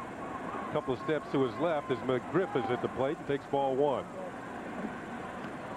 Veteran first baseman is flied to center field and drawn a walk. Leading the Devil Rays in home runs and RBIs with 19 and 81.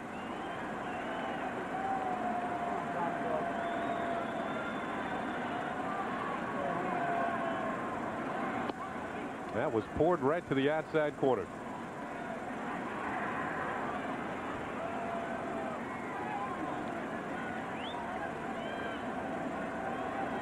McGriff is 12 for 24 his last 7 games. Ahead on the count here, 2-1. Trying to close it off this season. Somewhat of a rush.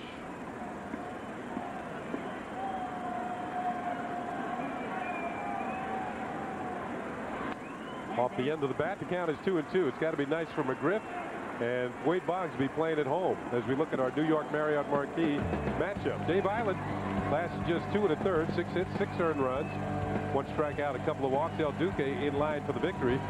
5 innings pitched, 4 hits, 1 run, 2 strikeouts, and 1 walk. McGriff hits it hard, but right to Tino Martinez, who will do the honors himself. 3 ground ball outs, as you might expect from Andy Pettit. Nothing across for the Devil Rays here in the 6th. The Yankees lead it by 5 at 6-1. Yep. 6-1 Yankees, bottom of the 6th inning, and like college football, you'll like this one. Catch the excitement at the 28th annual Whitney M. Young Jr. Football Classic, held at Giant Stadium on Saturday, September 26th at 5 p.m.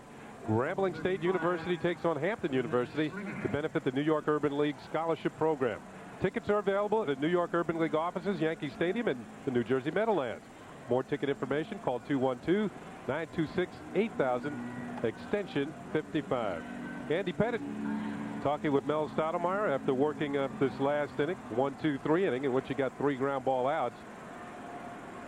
Now, he looked like he got the ball where he wanted to, even though he's coming out of the bullpen. Yeah, Mel might be asking him, you want another inning? I know they want to get Mariano Rivera another inning, and if Andy, in fact, is the pitcher on Wednesday night, tonight being Friday, they will they'll just ask him, you want another inning's worth of pitches, or you feel comfortable the way you are, and he'll you know, have a throwing session on Sunday, maybe a little bit on Monday, be ready to go if he's the starter Wednesday. As you can see, the Devil Rays have gone to the bullpen again. This time they come out with the knuckleballer, Dennis Springer.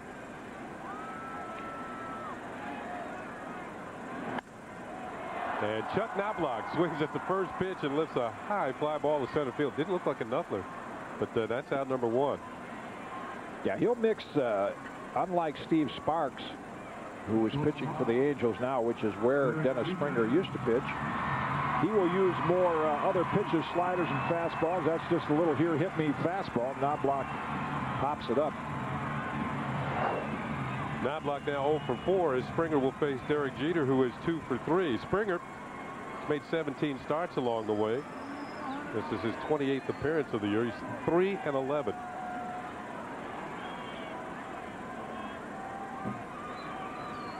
So now he works out of the pen. Another fastball. Ball 1.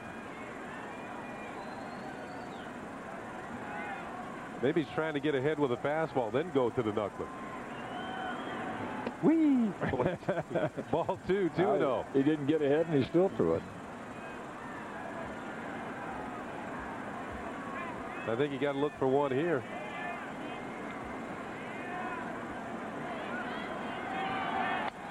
Pitch is fouled off by Jeter. The count is 2 balls and a strike. Derek looking for his 3rd hit of the night. His double, single, scored a couple of times. Now with 126 runs scored on the year. On deck is Paul O'Neill. The Yankees with 5 runs in the 3rd inning and lead it 6-1. We're in the 6th. Jeter pops one to the right side. It's going to be a long run for Mike Kelly near the line. Does he have room near the seats? And this ball is out of play.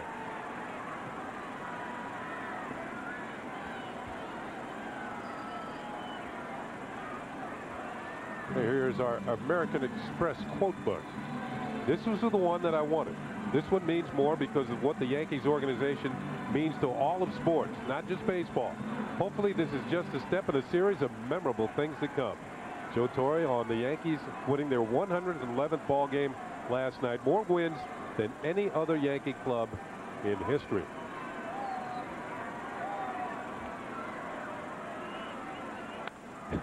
Jeter up the elevator shaft in foul territory.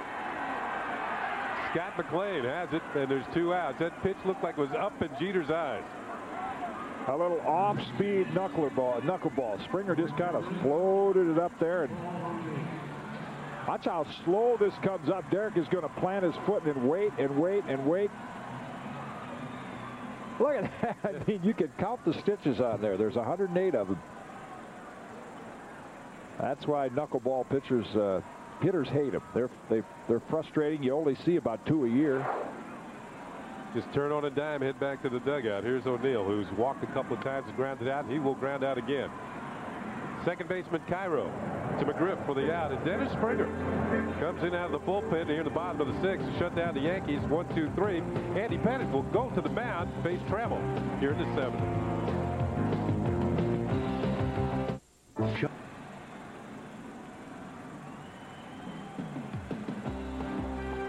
Well, tomorrow, the Yankees and the Devil Rays be right at you right here on MSG at 4 p.m.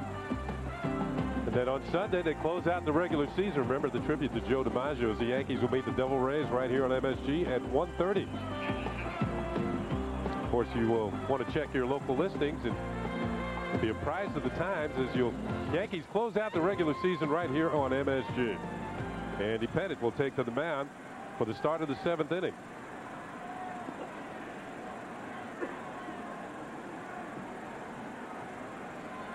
Here's Bubba Trammell. Fouled out, flied out, 0 for 2.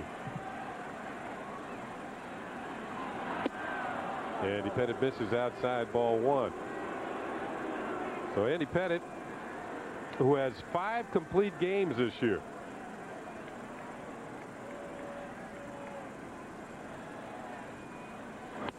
That's the 2nd most on the ball club. David Wells leads the club with 8 complete games. David Cone has 3. El Duque has 3. Hideki Irabu has a couple. Swing and a miss by Trammell. I think he's going to have a big postseason. So often, you know, with the attention being on Wells and David Cohn, and you've had what for some think is an off year. He's won 16 games. I think you go in the postseason a little more relaxed because you say, well, it's not all on my shoulders. They're not expecting that much of me. And there's a call, strike 3. Well placed. Wasn't sure of the pitch. Fastball, a changeup over the outside corner. Had good movement. Yeah, you end up like Mickey Lolich did in the 1968 series. Looks like an off-speed pitch, and that's the crowd reaction. Isn't that amazing? They're tied again. 66 all. Might go down to that last at bat on Sunday. Here's Rich Butler. The left fielder, who is 0 for 2, is grounded out and flied out. So Mark McGwire has homered against the Montreal Expos in St. Louis, and Sammy Sosa has homered against the Houston Astros in Houston. Sammy's had the lead for like 3 innings every time. Every time McGwire gets word.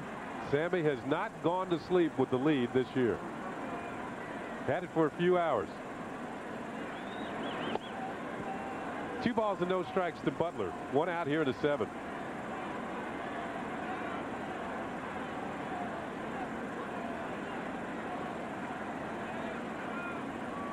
So there's history in the making all throughout baseball, right down to the final day of the season. Bouncing ball over Pettit's head.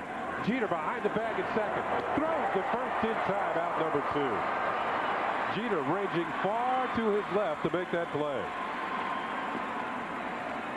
Always under control with good footwork. You'll always see that with middle infielders. Good footwork, has the ball, gathers himself, and that strong arm gets Butler, who runs quite well, and he's a left-hander, so he gets a early start out of the box. You don't appreciate that range till you see where Derek fielded the ball. He was a 3-4 steps on the right field side of second base. So Andy Pettit has gotten, what, 4 ground ball outs and 1 strikeout, and he faces Aaron Ledesma.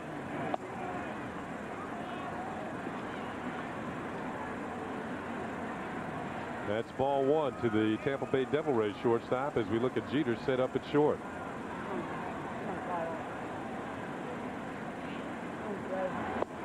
Tried to check his swing on a cutter. Yeah, that's the pitch now that if Andy gets that back going into postseason, the control of that one to a right-hand hitter, it looks like about right there it's going to be a strike, and you can see the late commitment.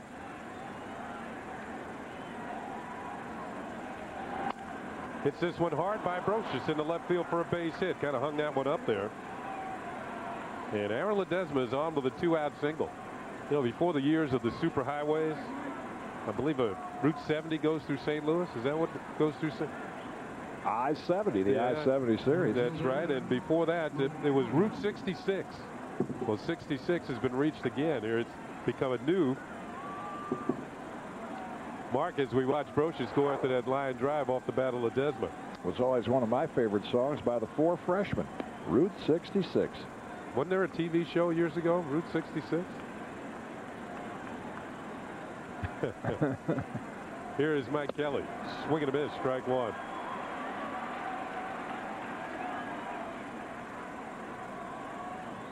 Kelly had a double his last at bat. In fact, got the 3rd with 1 out. Del Duque got tough, struck out Mike DeFelice, and got Quentin McCracken the ground out. And Kelly was stranded at 3rd. Tito Martinez playing behind the runner. There's a called strike. 1 to the outside, 1 to the inside. No balls and 2 strikes on Mike Kelly. Andy Pettit's been sharp out of the bullpen.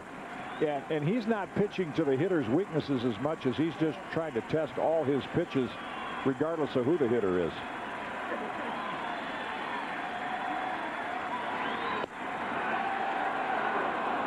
Fans wanted to strike just inside, a ball and 2 strikes.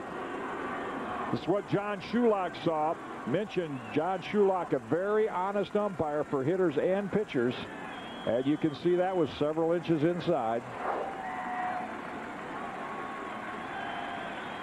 Pettit still ahead on the count.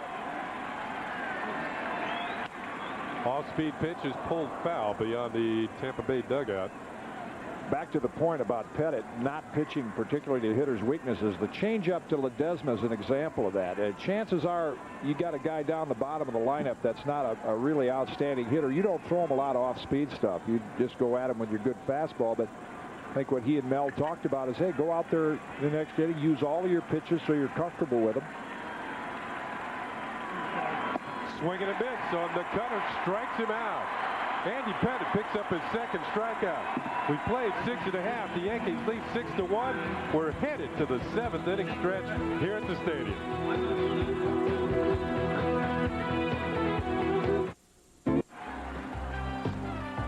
Fans, just a reminder that New York Yankees baseball is brought to you in part by your Tri-State Ford dealers.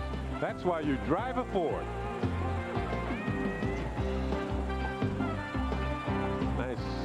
View of the stadium. Dennis Springer, the knuckleballer.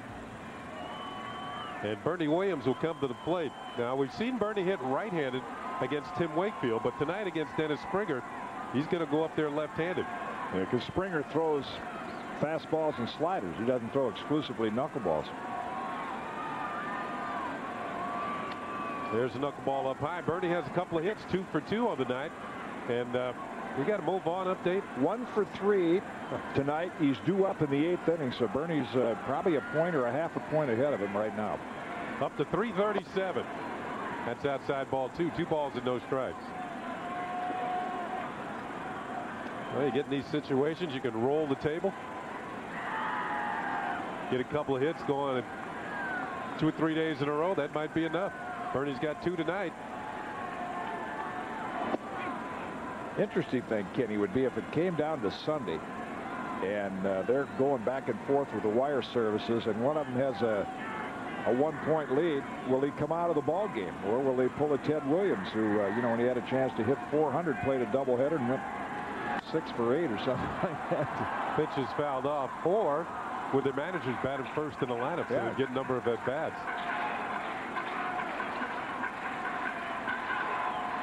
2 balls and 2 strikes. Bernie leading it off for the Yankees here at the bottom of the 7th. I think that's just part of the excitement of the season when 2 or 3 guys battling. That's inside ball 3, battling for the batting title, battling for the home run title, just battling to get into the playoffs. And you can tell the attraction of the home run. We mentioned it earlier again when McGuire's home run was announced, the buzz it creates in the stadium. Bernie's going to get set. He's ready now. Springer was ready to deliver. Bernie wasn't. Going to have a payoff pitch here, leading off the inning for the Yankees in the 7th.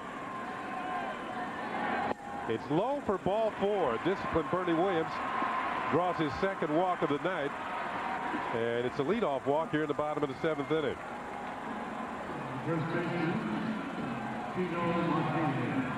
Kenny, we talked about the open of the telecast, the Yankees going for that 112th win, and how do you get to that point? I mean, the Devil Rays start their franchise looking for good pitching, but they don't have much hitting. Look at the combination of all phases of the game that the Yankees have. I mean, batting average, getting on base, scoring runs, hitting home runs, and then speed and fielding ability and pitching ability. So there's a lot more categories in that, really, that they're up in the upper third of the American League, but that's just a sampling of Joe Torre's team and what a complete ball club they are. It shows you they can win in many ways. They can outpitch you, they can outrun you if they have to, and they certainly can out-hit you. Pitch up high, ball 1.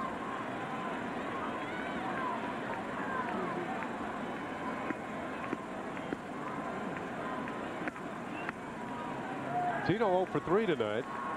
Bernie not being held on at first. That is ball 2. 2 balls and no strikes. Way ahead on the count. Dennis Springer, the 4th Devil Ray pitcher. Island, White, Duvall, and now Springer.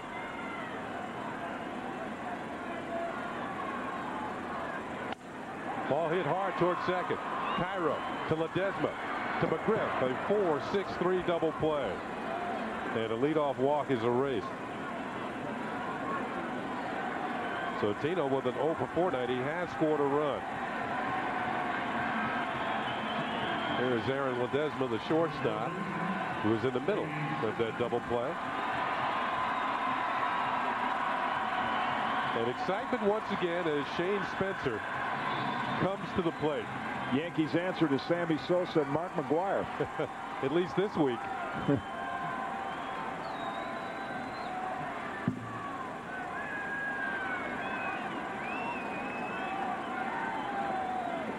He's been up one time tonight, grounded to third. He batted for Strawberry in the to make that for Raines in the 5th inning. Swings here, hits one towards the gap in right center field. Moving over is Mike Kelly, who makes the catch. And the Yankees are retired here in the bottom of the 7th inning. Dennis Springer, 2 scoreless innings. We're headed to the 8th.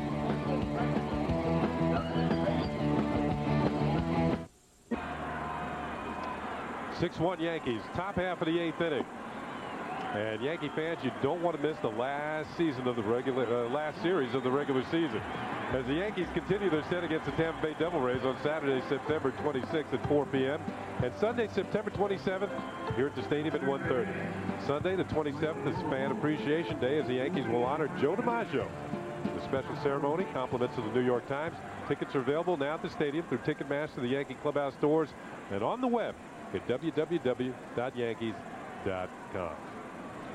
Pretty good crowd on hand tonight, Kenny, but as soon as Shane Spencer got his at bat, they said, well, we've seen enough. We're heading home. First pitch of the top of the 8th inning, in for a strike as Mike Lowell takes over at third base, and Ricky Leday is in center field. So Bernie Williams will end the night with a perfect 2 for 2, 2 hits and 2 walks, and Scott Brocious, as he's done a fair amount of lately, moves over to first base.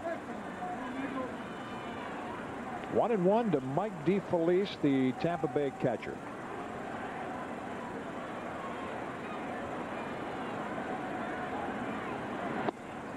That's outside, 2-1. Talking about flashing back to some of the highlights of this 1998 season. Hard to believe that there was a time when the Yankees really weren't in first place. Seems like they were there the entire year. That's fouled out of play. Remember, the Boston Red Sox actually have the 2nd best record in the American League. They're also in the East Division. They got off to a great start. It wasn't until the 30th of April that the Yankees really took over first place.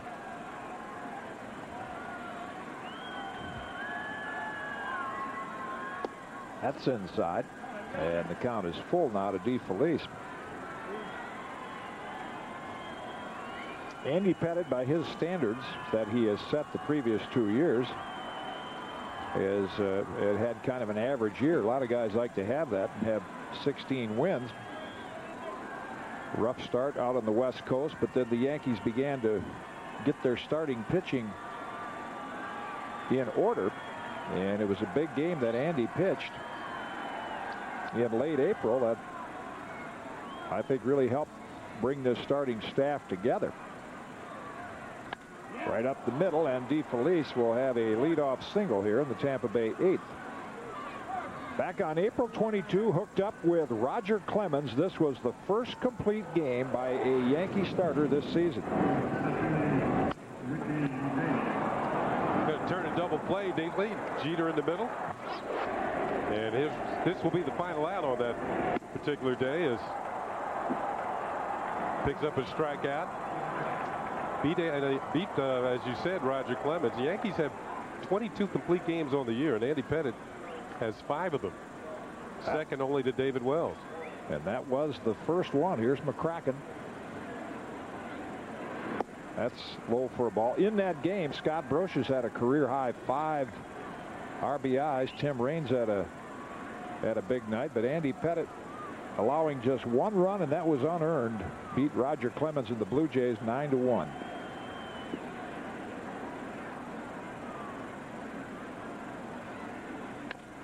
Toward third, Lowell will get it to Knobloch. Tough to double up the speedy McCracken as the Yankees get the lead runner, 1 down in the 8th. And much in the way when McCracken's at first and tries to steal second, everything has to go perfectly for you to get him. Same thing on a double play ball. You can see the pressure put on Knobloch, and the throw was offline. So McCracken, as Knobloch had to vacate the premises down at second, and Brocious coming off the bag to take the relay. But they did get one. And you're right. It's tough to get McCracken on any double play. We'll bring up Miguel Cairo. He's got a base hit in tonight's ball game and knocked in the only Tampa Bay run. That was off Orlando Hernandez. El Duque went the first 5. He would stand to pick up his 12th win.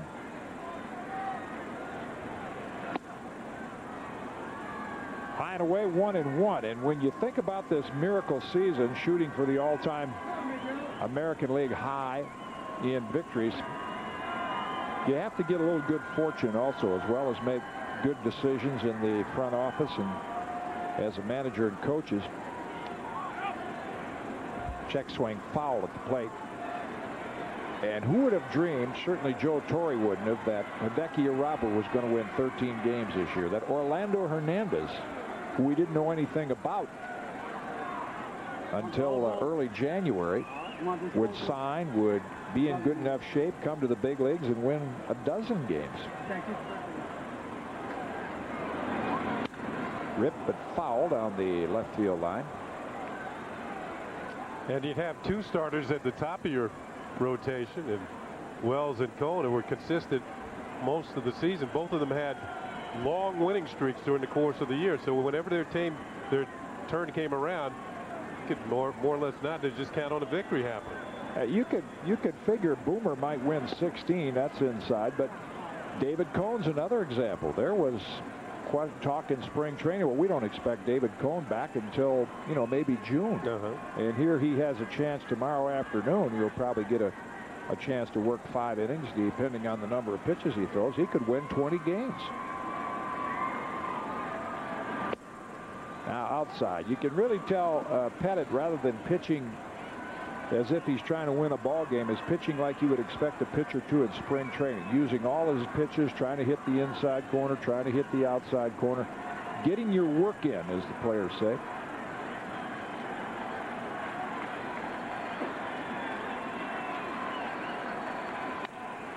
Towards second. McCracken was on the run. Nice play by Knobloch. Quentin McCracken runs himself right into an inning-ending double play.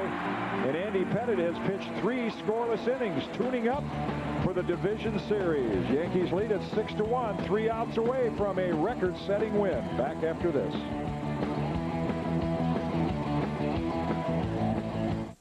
Beatles had a big 5-run third powers the Yankees to that 6-1 lead as we head to the bottom of the 8th. Chili Davis takes the knuckleball outside, and he is hitting from the right side of the plate, Kenny. Now we're going to have to do some research tomorrow and ask Bernie why he hit left-handed, and ask Chili Davis why he hit right-handed, decided to hit right-handed.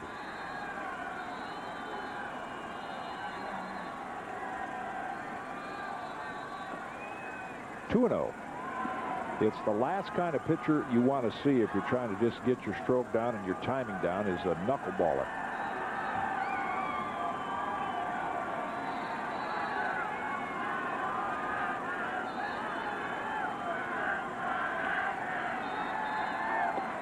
Way outside, 3-0. You want somebody in there just with that nice hard stuff, like about 10 miles an hour past batting practice. That last one looked like it got caught in a wind gust. It just took off.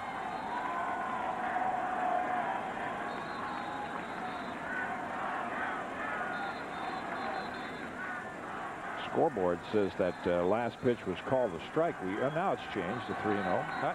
Chili's should be swinging here. I think he will if he gets a fast one. But didn't want to. Why? Yeah, he's laughing now, probably saying, "Man, why didn't I swing at that one?"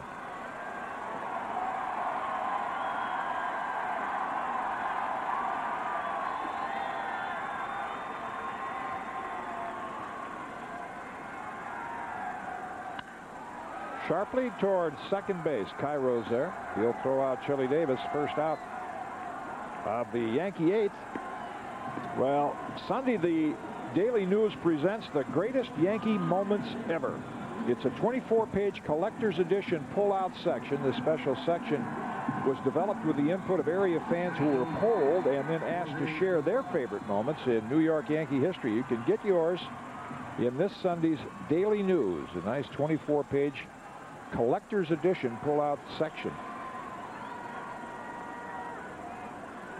Jorge Posada, who has an RBI double, hits this down the right field line, and it is foul, says Brian O'Nora. Well, there's not much room in foul territory there. I thought when Chili Davis grounded out, there was just a hint of trickery by Springer on the mound. If you notice, he shook his head no and then threw a fastball. So I think that on the 3-1 pitch to Chili, he knew he was going to throw it. He had to throw another fastball. Try again. Just shook his head no, as if the fastball sign had been given. Lou Piniella was always very good at that.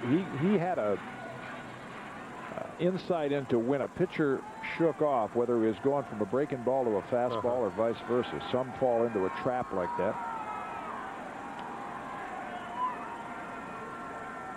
Real slow knuckler. That's high 1-1. If you just joined us in the latter part of this ball game, a lot of exciting things happening in Major League Baseball tonight. Sammy Sosa and Mark McGwire each hit their 66th home run.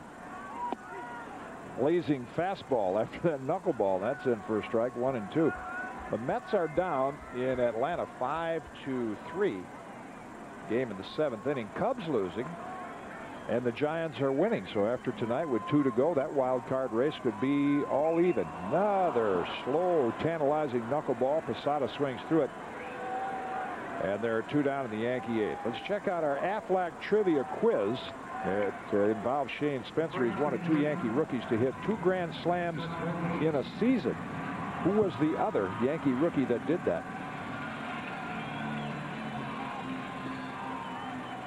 And we'll give you the answer before the conclusion of this ball game. Scott Brocious added 2 RBIs to his total tonight. He now has 98. He steps in with 2 out. First pitch swinging and fouls that out of play. And back on our scorecard show prior to the game, we talked about the 1954 Cleveland Indians, who won 111 games. And interesting thing, Kenny, that comes up as the record-setting total, more so than the fact that they lost the World Series. You don't hear as much about the Indians being swept in the series as you do them setting the all-time win record. And I think that's why Joe Torre, obviously the Yankees would like to go all the way, but even if they don't, this ball club will always be known as the team that won more games during the regular season than any American League team, at least for this year. I mean, we're seeing these records tumble, but this one has lasted for 44 years. And it's 3 outs away from being broken. Foul out of play. Count is 1-2 to Brocious. It has been an amazing season, to say the least. We're really going to have to see a couple of other Yankee seasons go by to appreciate what this team has done, because you just come out to the stadium every night and they pitch well, they play well in the field, they score runs, and it's just like there's no opposition out there. There's no competition. They just dominate everybody, and anybody that's been around this game for a while knows it's not that easy. Well, the win tonight here at the stadium would be their 60th win at home. 60 wins at Yankee Stadium. Yeah, and the Tampa Bay has 63 wins total for the whole year. Yeah, so that shows you how well they've played right here in the Bronx. And the expression on Joe Torre's face last night after that win, that was as satisfying a look as we've seen all year, because if you saw in our quote book, that was one he really wants to be able to look back in history. Brocious down on strikes. Pair of strikeouts by Dennis Springer. We're heading to the top of the 9th. Mariano Rivera is going to come in to try to close this one down and set the record. We'll have it for you when we come back. 6-1 Yankees. They're going for win number 112, which would be an American League record. They're 3 outs away from it. And before we start the top of the 9th, let's check out our Aflac trivia quiz. Shane Spencer, one of 2 Yankee rookies to hit 2 grand slams in a season. Who was the other? Isn't it nice to be linked with Yogi Berra? Back in 1947, Yogi did the same thing. Now we saw Andy Pettitte go 3 strong innings, shutout innings to be exact. And that means that the Yankee bullpen now has gone 20 innings without allowing a run. getting tuned up for the postseason. Yeah, they've responded. Joe Torre was a little concerned, particularly about Graham Lloyd. He's kicked it into gear after a little session with Joe, and you saw the numbers on Mariano Rivera. Not a save situation, but he'll get an inning tonight. I would guess he would get an inning on Sunday, regardless of the score, and he'd be ready for Tuesday night. It would be El Duque Orlando Hernandez game to win. He would be 12-4. And Scott McLean, who has a hit in tonight's ball game, steps in. Fouled at the plate, strike one, and Scott McLean got a hit off Randy Johnson, his first major league hit, so he certainly is capable of turning around on a fastball. I asked him about it before the game, and he said, no, it was a pretty good line drive single, so it wasn't a little into the bat blooper.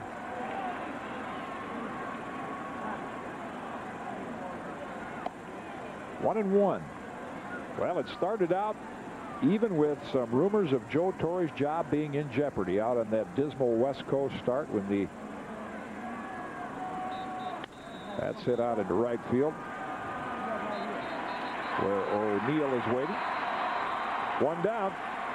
Coming up tonight at 11 o'clock on the MSG Sports Desk, Deb Kaufman will deliver the latest news, scores, and highlights on our National Finance Sports Desk. And then later you can keep informed on the world of sports with Fox Sports News. That's right here on MSG at midnight.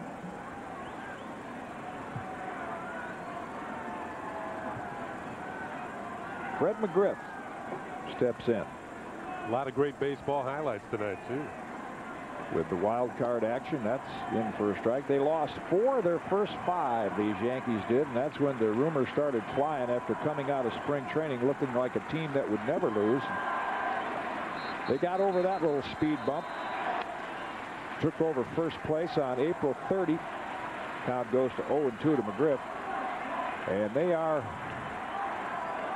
2 outs away from setting an all-time American League record.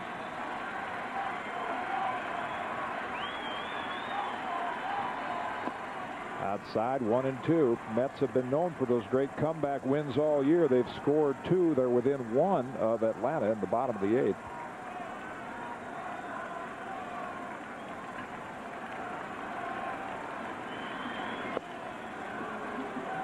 Two and 2 now to McGriff.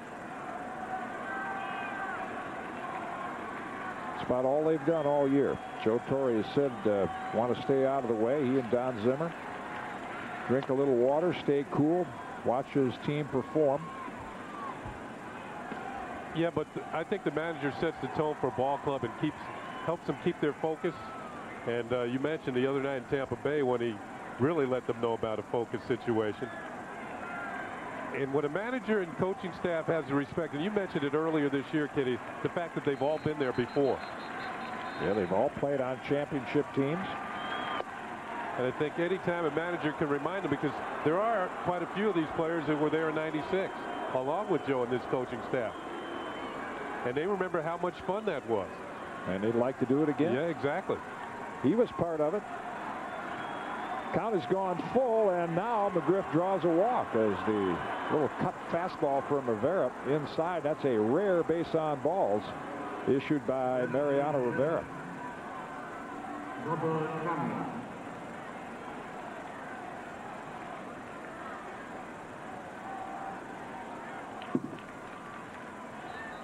Bubba Trammell, the Tampa Bay designated hitter, will step in.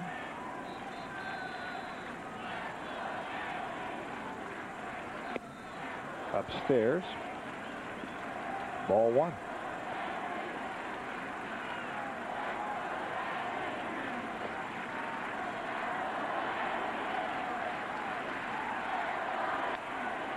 One and one, 32,000 plus, and you can hear them in the background. They've stuck around, very aware of what this victory would mean to the franchise.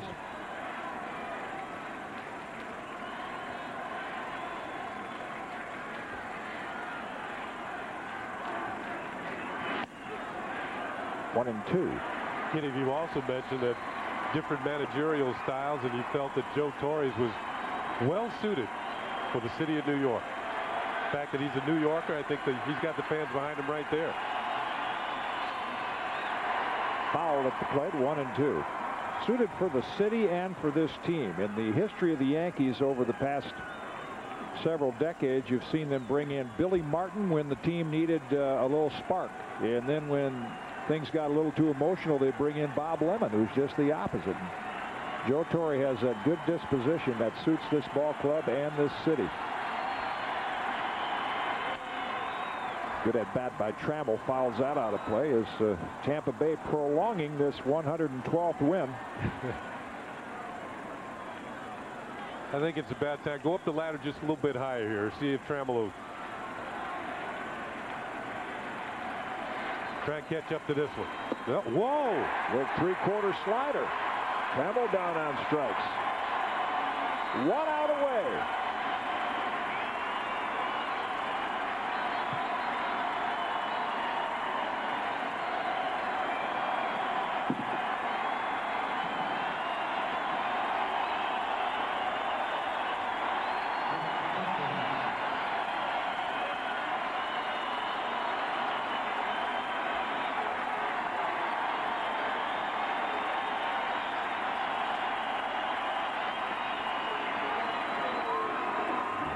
Low for a ball to Rich Butler.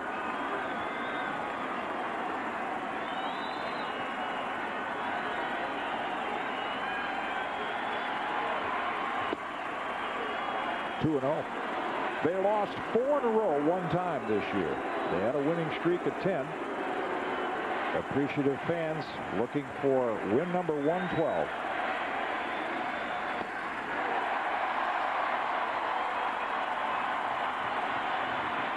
Two balls and a strike.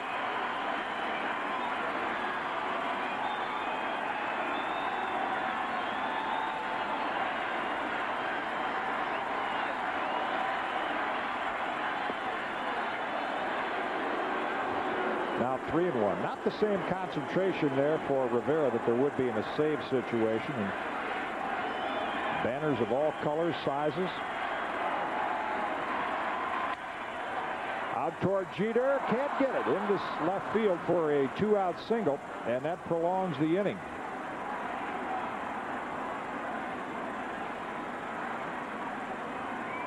Yeah, I think Jeter's smiling because the ball was hit so softly he might have dove too soon. Couldn't stay in the air long enough before hitting the ground. It's a broken bat shot. You see him dive, and he's trying to stay up, and the ball will bound over his glove into left field for the base hit. Now watch him try. Can't quite get there. Butler hit him a changeup. 2 on, 2 out.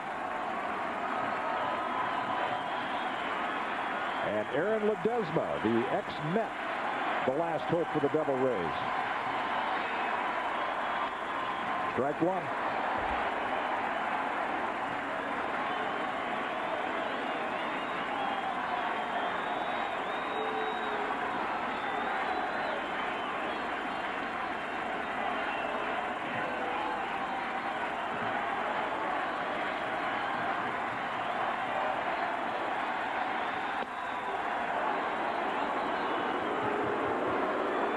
For a ball, 1-1.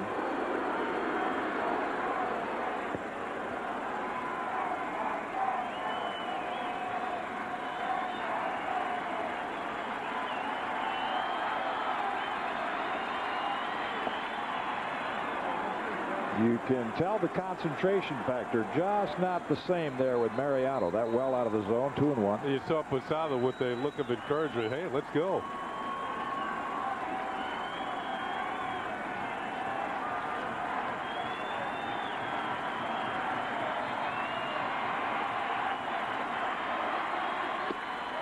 One strike away.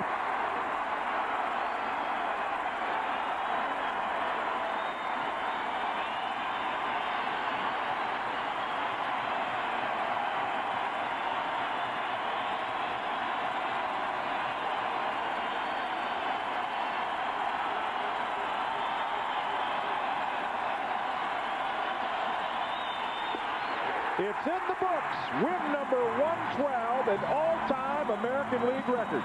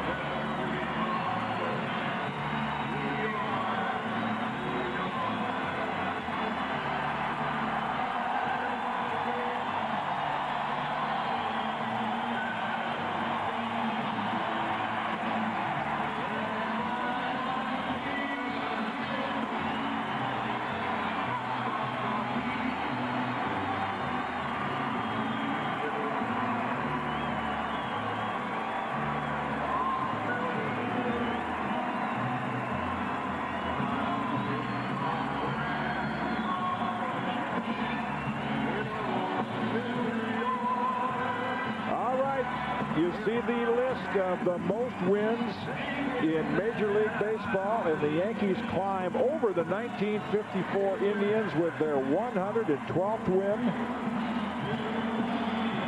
And who would have thought Orlando Hernandez would be the winning pitcher?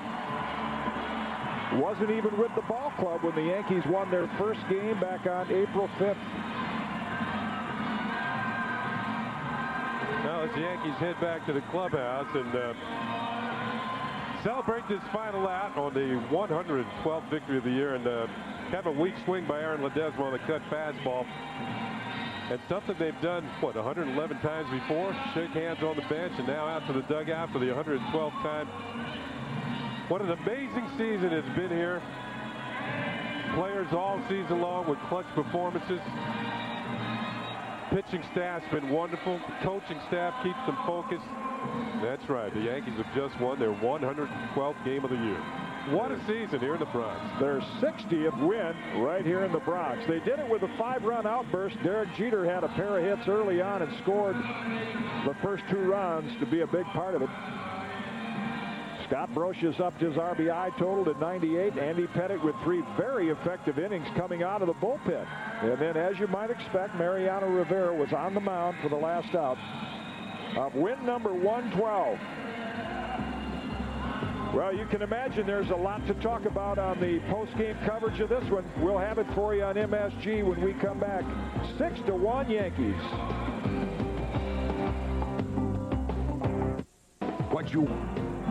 Well, they'll have to add another one to that list. It'll be the 112th win of the season. Let's check it out on the Jeep game summary. Orlando Hernandez wins it. He's 12-4, a new American League record. Derek Jeter had a big night, got 2 for 4, went over the 200-hit mark. Bernie Williams is now the American League batting leader once again, a perfect 2 for 2. And let's check out tonight's Dodge drive of the game. And it looks like it's going to be Derek Jeter with our new Dodge drive of the game. And this is the first inning double that will give him his 200th hit of the season. Derek Jeter having a great year just like his ball club. Well, after Joe Torre had the little session with the team down in Tampa Bay, they have responded. Of course, Tampa Bay is not a team that scores a lot of runs, but it's got to be encouraging for a team to go into the postseason with their bullpen in order the way the Yankees is right now. Yeah, they're pitching very well. 20 shutout innings consecutively for the New York Yankee bullpen, including 3 by Andy Pettitte tonight, and a new role for him during the course of this season. The fact is the Yankees had another big inning that blew the ball game open, another 5-run inning. They had one last night. They did it again tonight, and that was all she wrote as far as the double rays were concerned. And the Yankees look to be clicking once again as they get ready for postseason play. There was a little lull, and everybody got a little excited about around town. And, well, the Yankees aren't playing as good a ball. The playoffs are coming up. I think the talk by Joe Torre just a little while ago, the Yankees have now won 8 out of 10 since.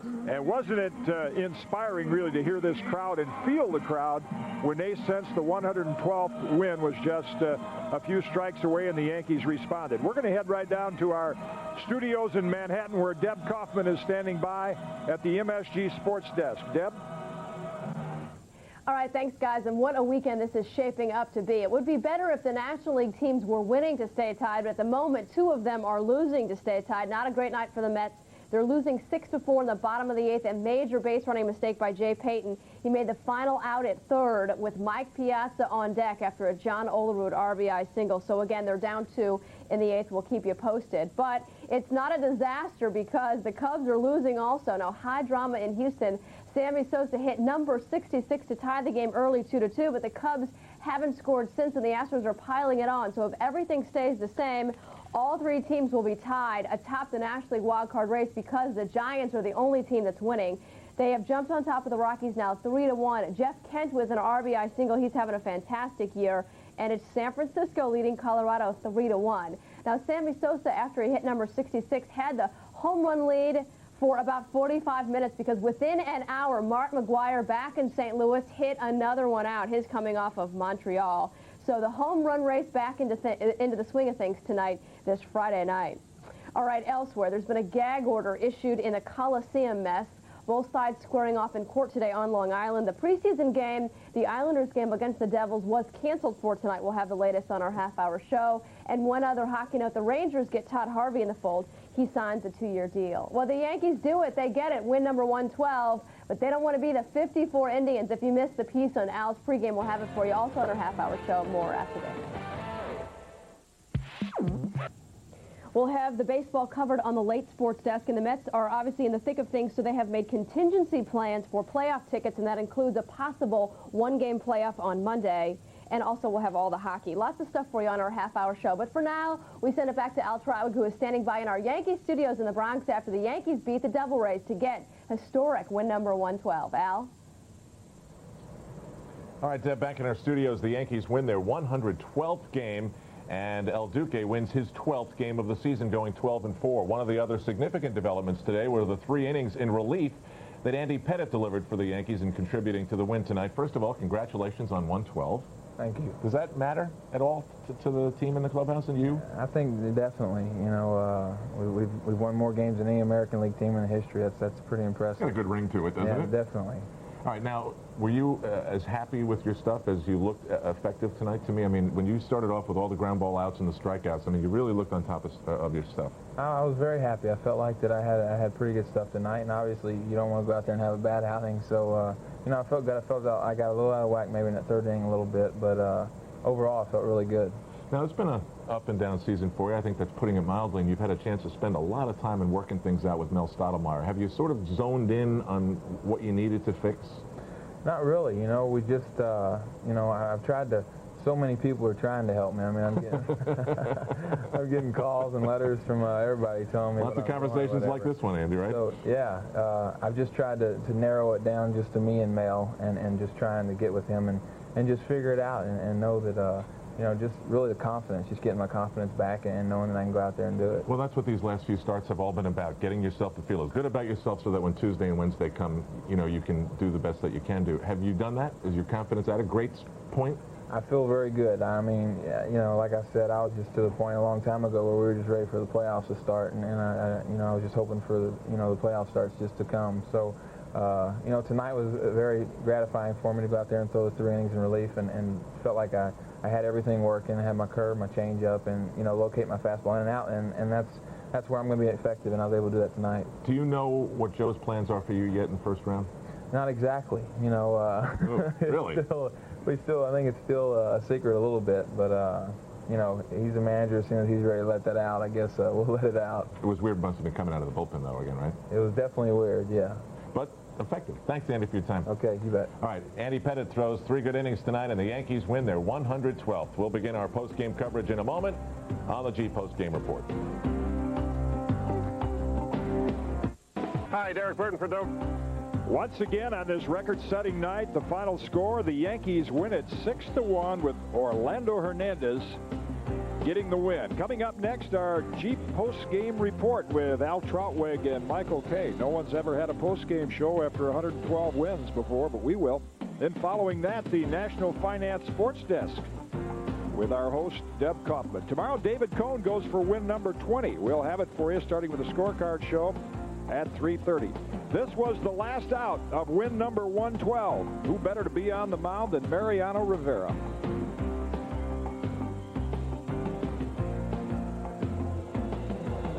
And Joe Torre and his coaches for the 60th time here at the stadium shake hands, and the team celebrates in the middle of the diamond. You can tell by the smiles that they know what they've just accomplished, something that no other team in American League history has ever done. 112 wins. For Eddie Caginelli, Leon Schweier, for our entire MSG crew, for my partner Ken Singleton, Jim Cott saying so long from the stadium where the Yankees set the record. They win it 6-1. Post game coming up next.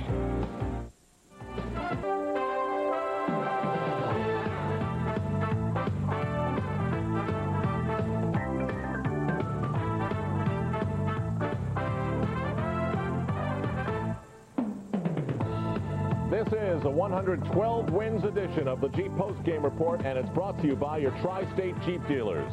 Jeep, the most award-winning brand of 4x4s on earth. And there it is. The Yankees beat the Tampa Bay Devil Rays 6-1. El Duque gets his 12th win. Dave Island, one-time a Yankee, suffers early and leaves the game down and takes the loss. Hi, everybody. The Yankees have an awful lot to be proud of this season. They've handled themselves with dignity and class and professionalism, the likes of which we have never seen before in the American League. And now they stand alone with 112 wins. Remarkable gets even more remarkabler with this team, and they've got 2 more games to go to increase their mark. They certainly look sharp. They look extremely sharp and ready for the postseason, and that's been the focus of this team since many months ago. We'll be covering the usual things. Joe Torre, Michael Kay, and then Deb Kaufman's at the National Finance Sports Desk following the Jeep postgame report, and she will detail the wild day in baseball tonight. In the Discover Playback Payback, let's show you how the Yankees won this historic game. Joe Torre taking some chances with his job. He sat Shane Spencer. But Shane would play later. Bottom of the first inning, the Yankees have to pick it up without him, and Derek Jeter gets his 200th hit of the season. That's a landmark for him. It turned into a double. Still in the bottom of the first, Bernie Williams trying to keep pace with Mo Vaughn and does the job early with a single to left field. So the Yankees get the first run. Rich Butler's stumble really didn't figure in on the play. Bottom of the third, this was the big inning for the Yankees. Scott Brocious caps a 5-run inning by driving in Darryl Strawberry, who was very effective, showing Joe Torre that he can run and that the leg is fine.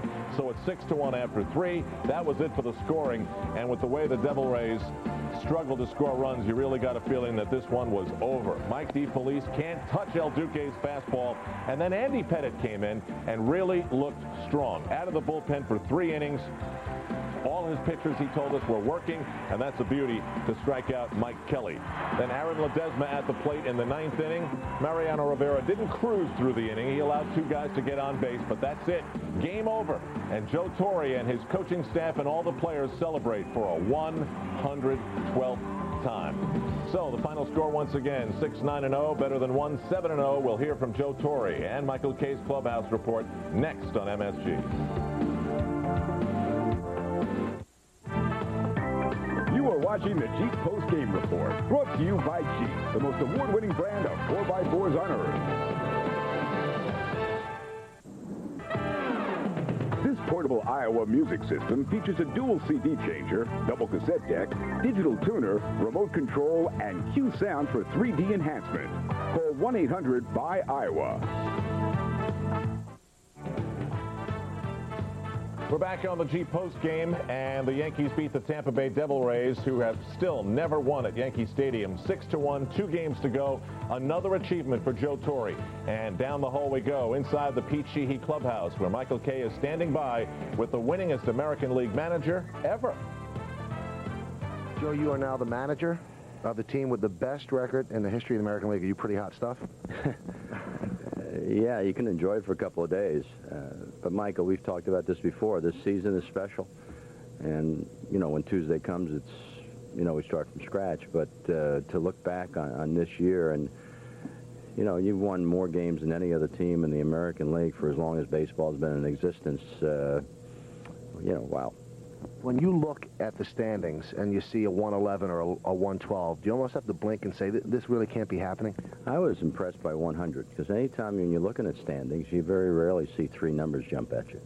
And, you know, and all of a sudden, when you're thinking in terms of 5, and then all of a sudden it's 10, and now you're at 12, it's astounding. It really is, but it's. I think it's a credit to my ball club that they've come to play just about every day.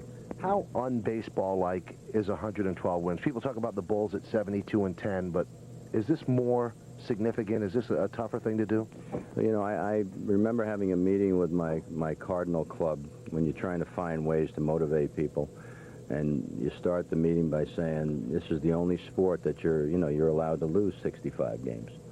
And when you look up and see what we've done, you know, we've gone beyond it. And again, it's, you know, we'd be very disappointed if this is the only thing we have to look back on. But I like the way we've been playing. I feel going into the playoffs we're as good as we want to be right now, and hopefully as a carryover. Time now for Michael Kay's Clubhouse Report. It's brought to you by the New York Marriott Marquis, which is Broadway's biggest hit. I'm Al Troutwig with Michael Kay, and Mike, I think the most significant thing is that the Yankees really look sharp and ready and at their best. They really do. I think that the time that they were stutter-stepping through all those problems at 12 and 16, they look terrible, and you're saying to yourself, gee, you know, if they go into the playoffs like this, they're going to end up losing. But right now, I think they're ready for anybody, whether it be the Indians or the Rangers. Seems like guys are getting their strokes down, and also the pitching is doing very well. Hernandez looked very good. Pettit looked very good. And Mariano Rivera broke out a slider today. I don't know where that came from. He struck out a guy with that. I wanted to ask him about that. Yeah, he got a strikeout with that. He looked great with that. He's been throwing a cutter a lot, and that time he threw the slider and went down as well. That's a dangerous pitch. Well, it's over 20 innings now that the bullpen hasn't surrendered a run, so that seems to be a good thing, especially since most of the bullpen pitchers, the Graham Lloyds, the Darren Holmes, have been pitching under the pressure of trying to show Joe Torre that they're on top of their games. That's right, and I think that Joe still has a couple more decisions to make. Before the game, he said he wanted to get 2 more looks at Graham Lloyd, so that's not a fait accompli, although I think he wants to carry 2 lefters. That really helps Graham. And as for Darren Holmes, you know, if Graham Lloyd makes it, I don't think Darren Holmes does. The other decisions, obviously, are Tim Raines and Darryl Strawberry. I spoke to both of them. Strawberry said he feels pretty good. Raines said, hey, the knee really does hurt. He said, it doesn't stop me from running. It doesn't hurt when I run, but when I jog, it does. He said he's going to get it looked at tomorrow. So those are 2 things that are up in the air. Yeah, and he gets the start in left field, but really doesn't have a chance to show that he can run and chase down a ball or anything like that. Do you put anything into the fact that Tino's scuffling a little bit, Paul O'Neill is, Chili Davis is?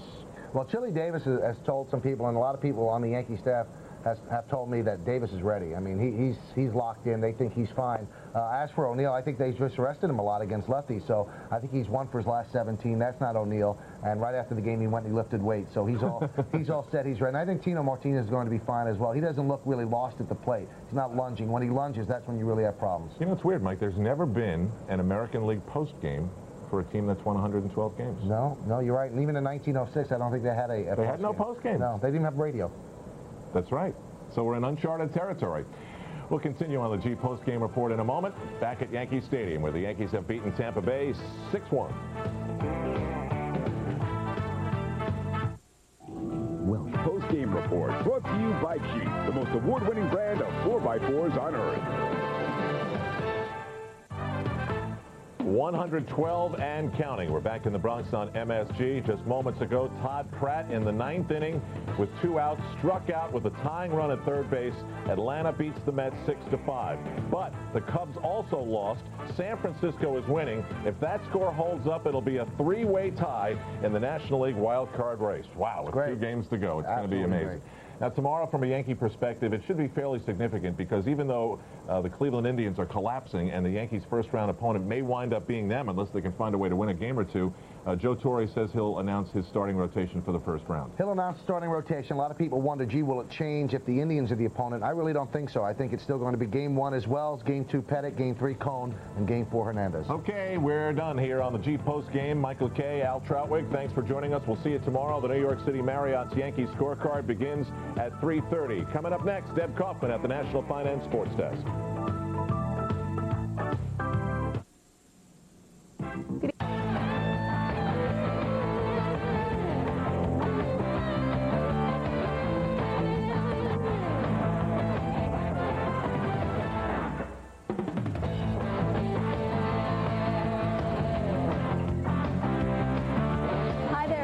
At the National Finance MSG Sports Desk. Welcome. We're here for the next half hour, and what a night we have had. A little bit of everything. Here's our lineup for the next 30 minutes. We'll have the total wild card picture as it stands now. The Mets and Cubs have already lost. The ticket picture, we'll go over what information the Mets have given us. And baseball dominated the day, but we will go over the rest of the day in sports. The Rangers and Islanders both made news off the ice. But the Mets have to face Maddox and Glavine the rest of the weekend, so you had to figure that Game 1 was essential, and the Mets just found themselves playing catch-up all night long, and they lose it by a final of 6-5, a 1-run loss in Atlanta. Rick Reed gave up 2 early runs. Ryan Klesko bloops one to right. Butch Husky can't get to it or at least field it cleanly. He boots it for an error, so 2 runs score on the play, and it was 2-0 Atlanta. The Mets came back. They seem to play some of their best baseball when they're coming from behind, but it's Ray Ordonez who singles the center off Bruce Chen. Brian McCray will come around to score. He ties the game at 2 in the 4th. But the Braves break the tie in the bottom of the inning. The home run ball has hurt Rick Reed. That's Andrew Jones, and it's gone for a 2-run shot. The Braves go back up 4-2. We move to the 5th. It was 4-3, and Keith Lockhart with a shot to right. It's off the top of the wall and out for a solo home run. The Braves led it 5-3. Here's probably the biggest play of the game. The Mets had runners on 1st and 2nd with 2 out in the 8th, running out of time. John Olerud comes through again. Mike Kincaid scores easily, but Jay Payton tries to take 3rd on the play, and Jones throws him out easily. So Bobby Valentine not happy with the base running. Mike Piazza was left on deck when Payton made the final out at 3rd. The Mets did have one last chance, but John Rocker gets Todd Pratt to strike out to end the game. Pratt has made the final out about 3 times in the last week, but that'll do it. So the Braves win Game 1 by a final of 6-5. Here's your line score. The Mets managed 11 hits, but they do make the one error. Rick Reed drops to 16-11. And that's your final 6-5. So the Mets lose, but they are okay for the moment. It's not a total disaster thanks to the Astros. And what a game in Houston. They beat the Cubs by a final of 6-2. Now the score is the most important story, but it's not the only story. Houston strikes first. Bill Spires, the runner with 1 out. Kevin Tapani makes a mistake, and Derek Bell just clobbers it. It's gone. The Astros took a 2-0 lead. Top of the 4th now, the Cubs were trailing 2-1 until Sammy Sosa drills this Jose Lima shot. Forget about it, number 66. It tied the game. The Astro crowd went wild. Sosa did come out of the dugout for a curtain call, and he had the home run lead. But like it happened earlier in the summer, he had it for about 45 minutes. McGuire would homer later. Bottom of the inning, 2 on and nobody out for Moisés Alou, and he has been a clutch performer all season. Derek Bell hustles around 3rd and scores. Bell had a big night. He also made a big defensive play in the game. Houston was back on top for good. And after Sosa tied it, the Cubs never scored again, and the Astros piled it on. Again, they win it by a final of 6-2. Now, the Giants are the only ones doing anything right. They've given up another run, though. They were leading this game 3-1. It's now 3-2. The Giants have won 7 of their last 8 since they were 5 out and left for dead. Dusty Baker with his bases loaded in the 1st. Joe Carter with the grounder to the hole at short. They get the force at 2nd, but the Rockies can't turn 2. Rich Aurelia scores. Giants led at 1-0. With the game tied at 1, it's Jeff Kent, all these New Yorkers. He grounds a single to the left side. San Francisco moves ahead 2-1. Again, they led it 3-1. The Rockies have gotten one back. That game obviously far from over. But here's what the updated standings look like right now. Both the Mets and Cubs lose, so they stay at 88 wins. But they're down to 72 losses, and San Francisco is now all even in the loss column. It's up to them. They're a half game back, but certainly a 3-way tie is within the realm of possibility before the end of this night. But wouldn't you know it, Mark McGuire would not be left out on this night. Twice Sammy Sosa has held the home run lead, and twice he's lost it in less than an hour. It took McGuire about 45 minutes to make up the difference in St. Louis tonight. Now the Cardinals are finishing up at home, and McGuire is not done yet. In the 5th inning, a 2-2 tie is untied. Big Mac on a 1-2 pitch. They say it went 375 feet. Shane Bennett gave it up. Was clocked at a 79-mile-per-hour pitch. And McGuire hit it out. So number 66 for McGuire, he probably should have 67. Let's look at the rest of the National League scores. They're up now 6-5. The Reds beat the Pirates 4-1. Phillies and Marlins postponed because of that hurricane down in Florida.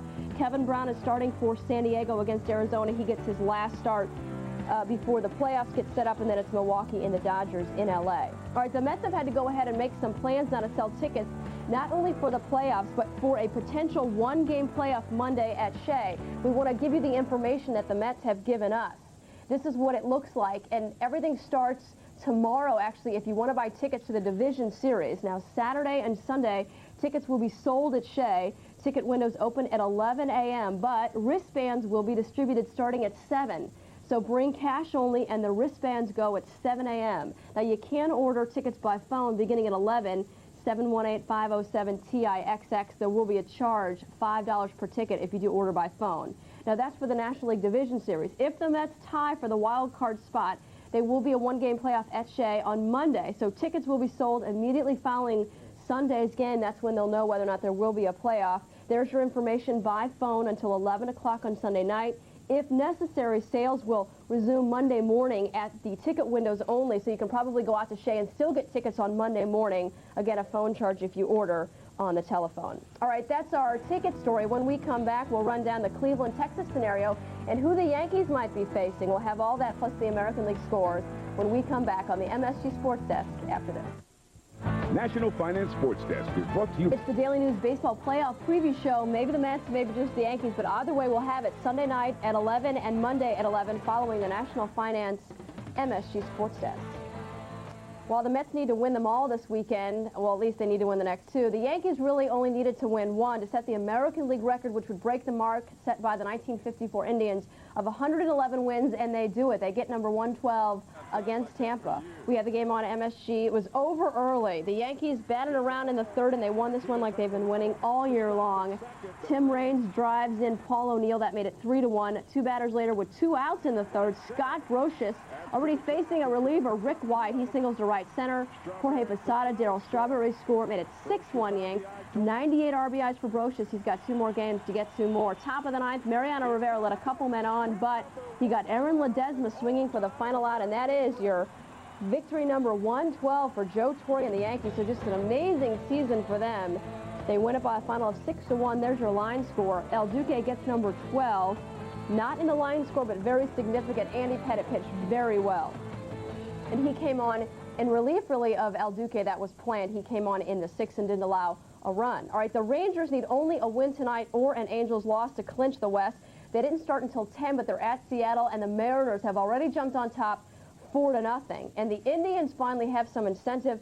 They need to stay ahead of Texas as far as their record is concerned to avoid the Yankees in the first round. Now, Doc Gooden on the mound for the Indians, and they lose it. The final in Minnesota is 5-4. Now, the Yankees will play whoever ends up with the worst record going into the night. Texas had 1 less win than the Indians did, but now they're tied in the loss column because Cleveland lost tonight. So Texas, what they do tonight really matters. The team with the worst record gets the Yankees in the first round, and Cleveland has to avoid a tie because they lost a coin flip already, so it would be the Yankees and Indians in the first round if Texas catches up. So things right now shifting in favor of Texas. All right, we've got American League scores for you now, beginning in Boston. The Red Sox only played 2 regulars, including Mo Vaughn, who's in a tight battle with Bernie Williams in the American League batting race. He hit his 39th home run and also went 2 for 4. Detroit's at Toronto. They win at 7-5. Chicago's in Kansas City. Anaheim's in Oakland. If the Angels lose or Texas wins, that assures Texas of making the postseason. And as you can see, in the 4th, the Angels are losing to the A's 2-0. There's so much more ahead on the National Finance MSG Sports Desk. Still ahead tonight on MSG Jets Journal. They have a bye week.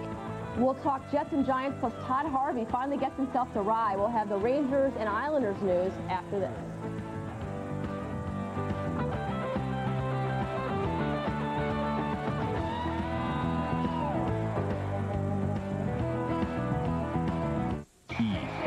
Heineken Jets Journal is scheduled to hit when we're through here on the MSG Sports Desk. That's at 11:30. As soon as we're done, Bill Parcells, as always, with Marty Lyons, a recap of the Colts game, and we'll feature Leon Johnson, who's been very busy in the Jets' first couple of games. All right, to hockey now, and Todd Harvey came over to the Rangers from Dallas at the trading deadline, but a knee injury kept him off the ice in New York last year, and a contract dispute kept him away from training camp this year until now.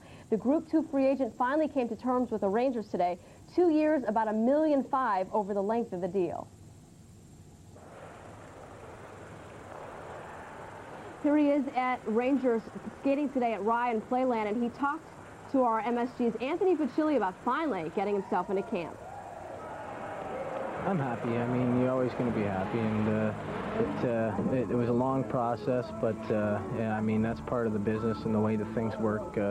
And you know, Neil, I respect Neil, and you know, I respect the Rangers, and you know, I'm glad to be back here, and you know, hopefully you know, get the season going, and you know, start racking up some wins. I'm going to bring you know, energy every time I step on the ice. That's the way I play, and you know, I like to bang bodies out there and get into the middle of things, and you know, I'd like to score a few goals and maybe help a little more on the offensive end, but other than that, just a two-way game and plays hard every night.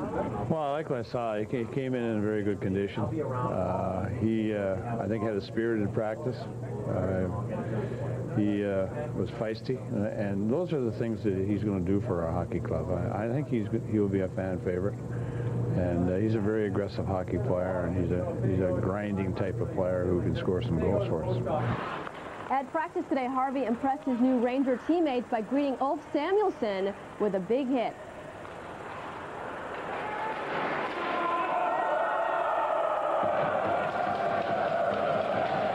He tried to hit me, eh?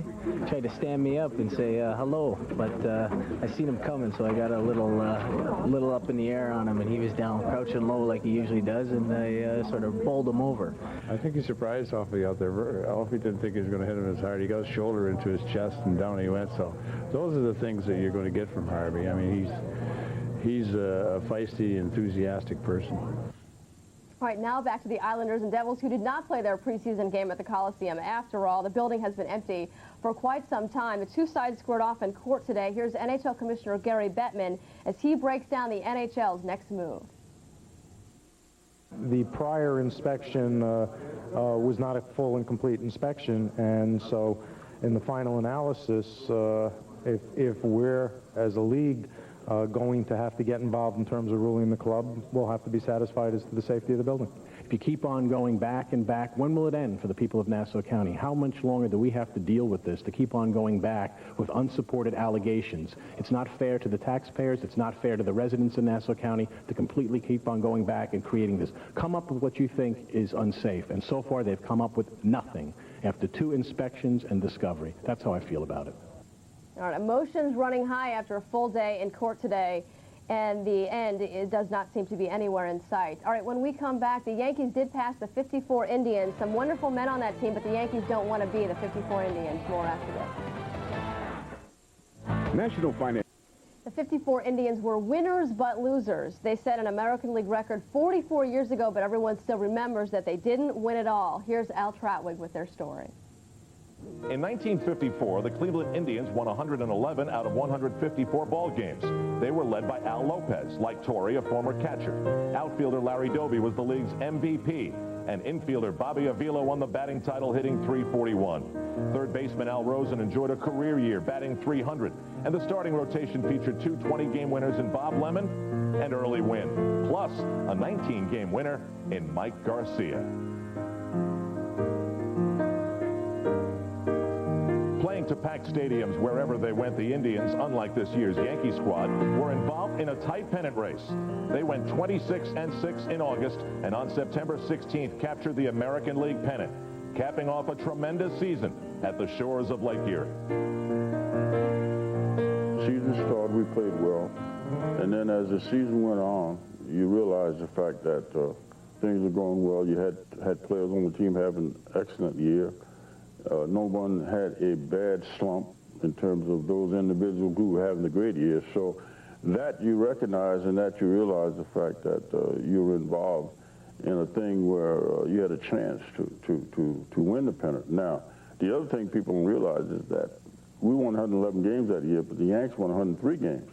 So it wasn't a thing where it was a cakewalk. It was a thing where we had a fight for every game, you know, to win that many games. After a September doubleheader, the hated Yankees were eliminated, meaning the Indians went to face the New York Giants in the World Series. The Giants were a team that no one thought stood a chance.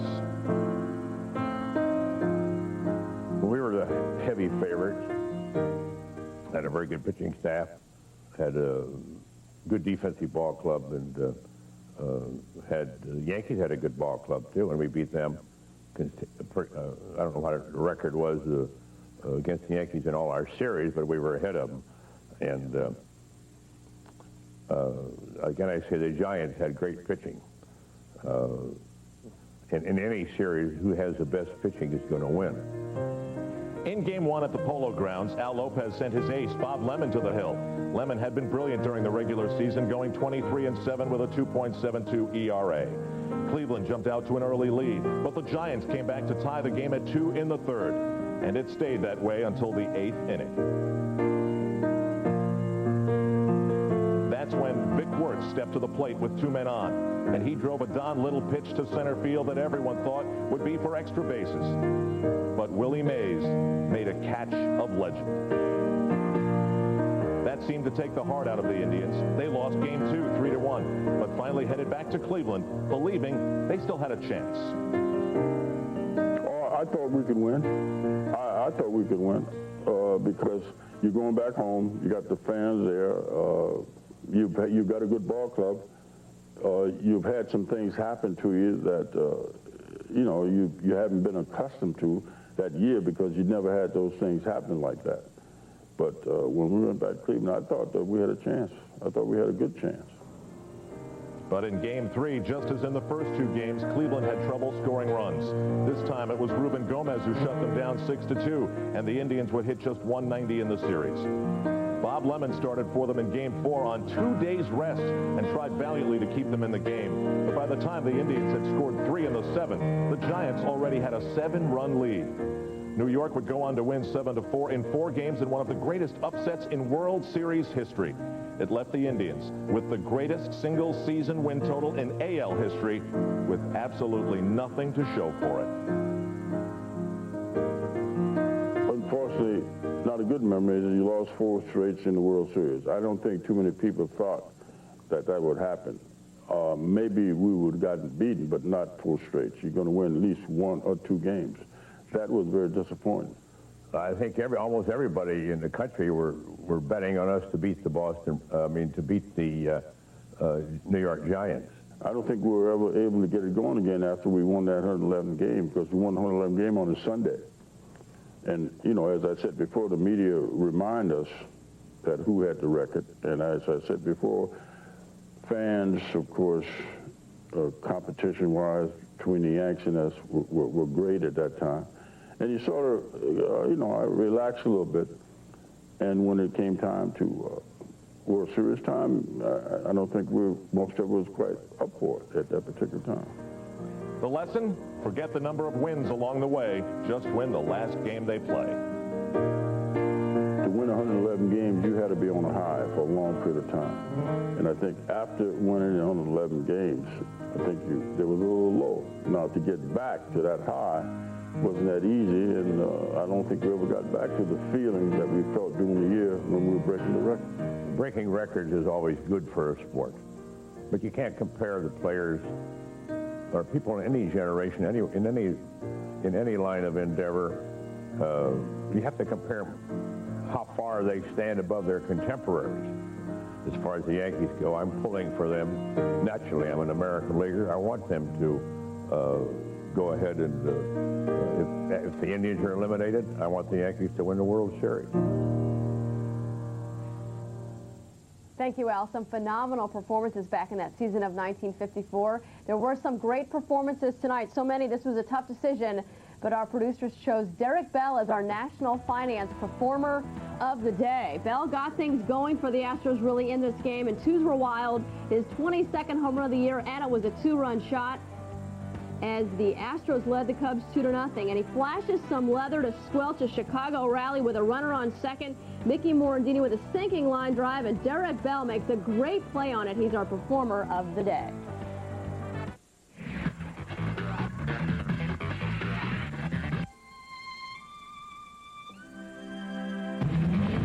Introducing a sports sedan that sets a new standard of performance, and a touring sedan that sets a new standard of luxury. This is brought to you by your Tri-State GMC truck dealers, comfortably in command. Every beat in my heart, every breath I take, you're the only one. What more can I say? Oh, girl. The amazing Sony Mini Disc is the digital way to record your music on a disc and personalize your favorite mix. Sony MD lets you digitally record your favorite music and take it with you wherever you go. Make it with MD. Available at Nobody Beats the Wiz, a Cablevision company. Tomorrow at 4, Yankees coverage on MSG continues when New York and Tampa collide in Game 3 of this 4-game set. And then Sunday, don't miss the Yankees season finale against the Devil Rays as they close out their incredible 1998 regular season. A 1 o'clock start on MSG. Catch all the pinstripe action this weekend. Check your local listings. All right, once again, if you didn't see the final, the Mets lose what amounts to be a playoff game, 6-5.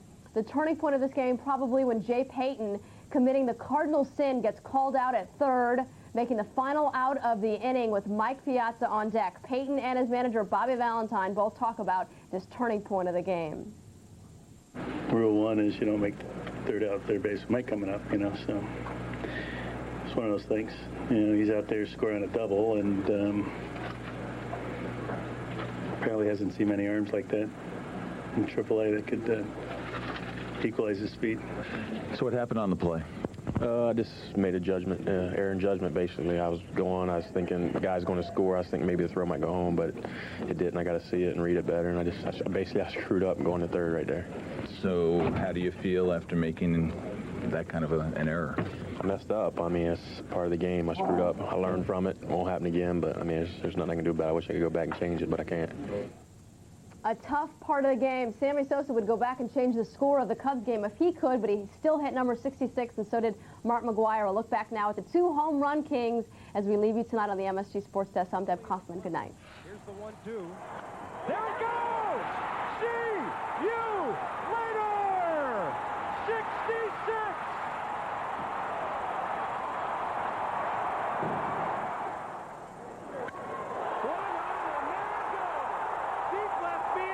Can you say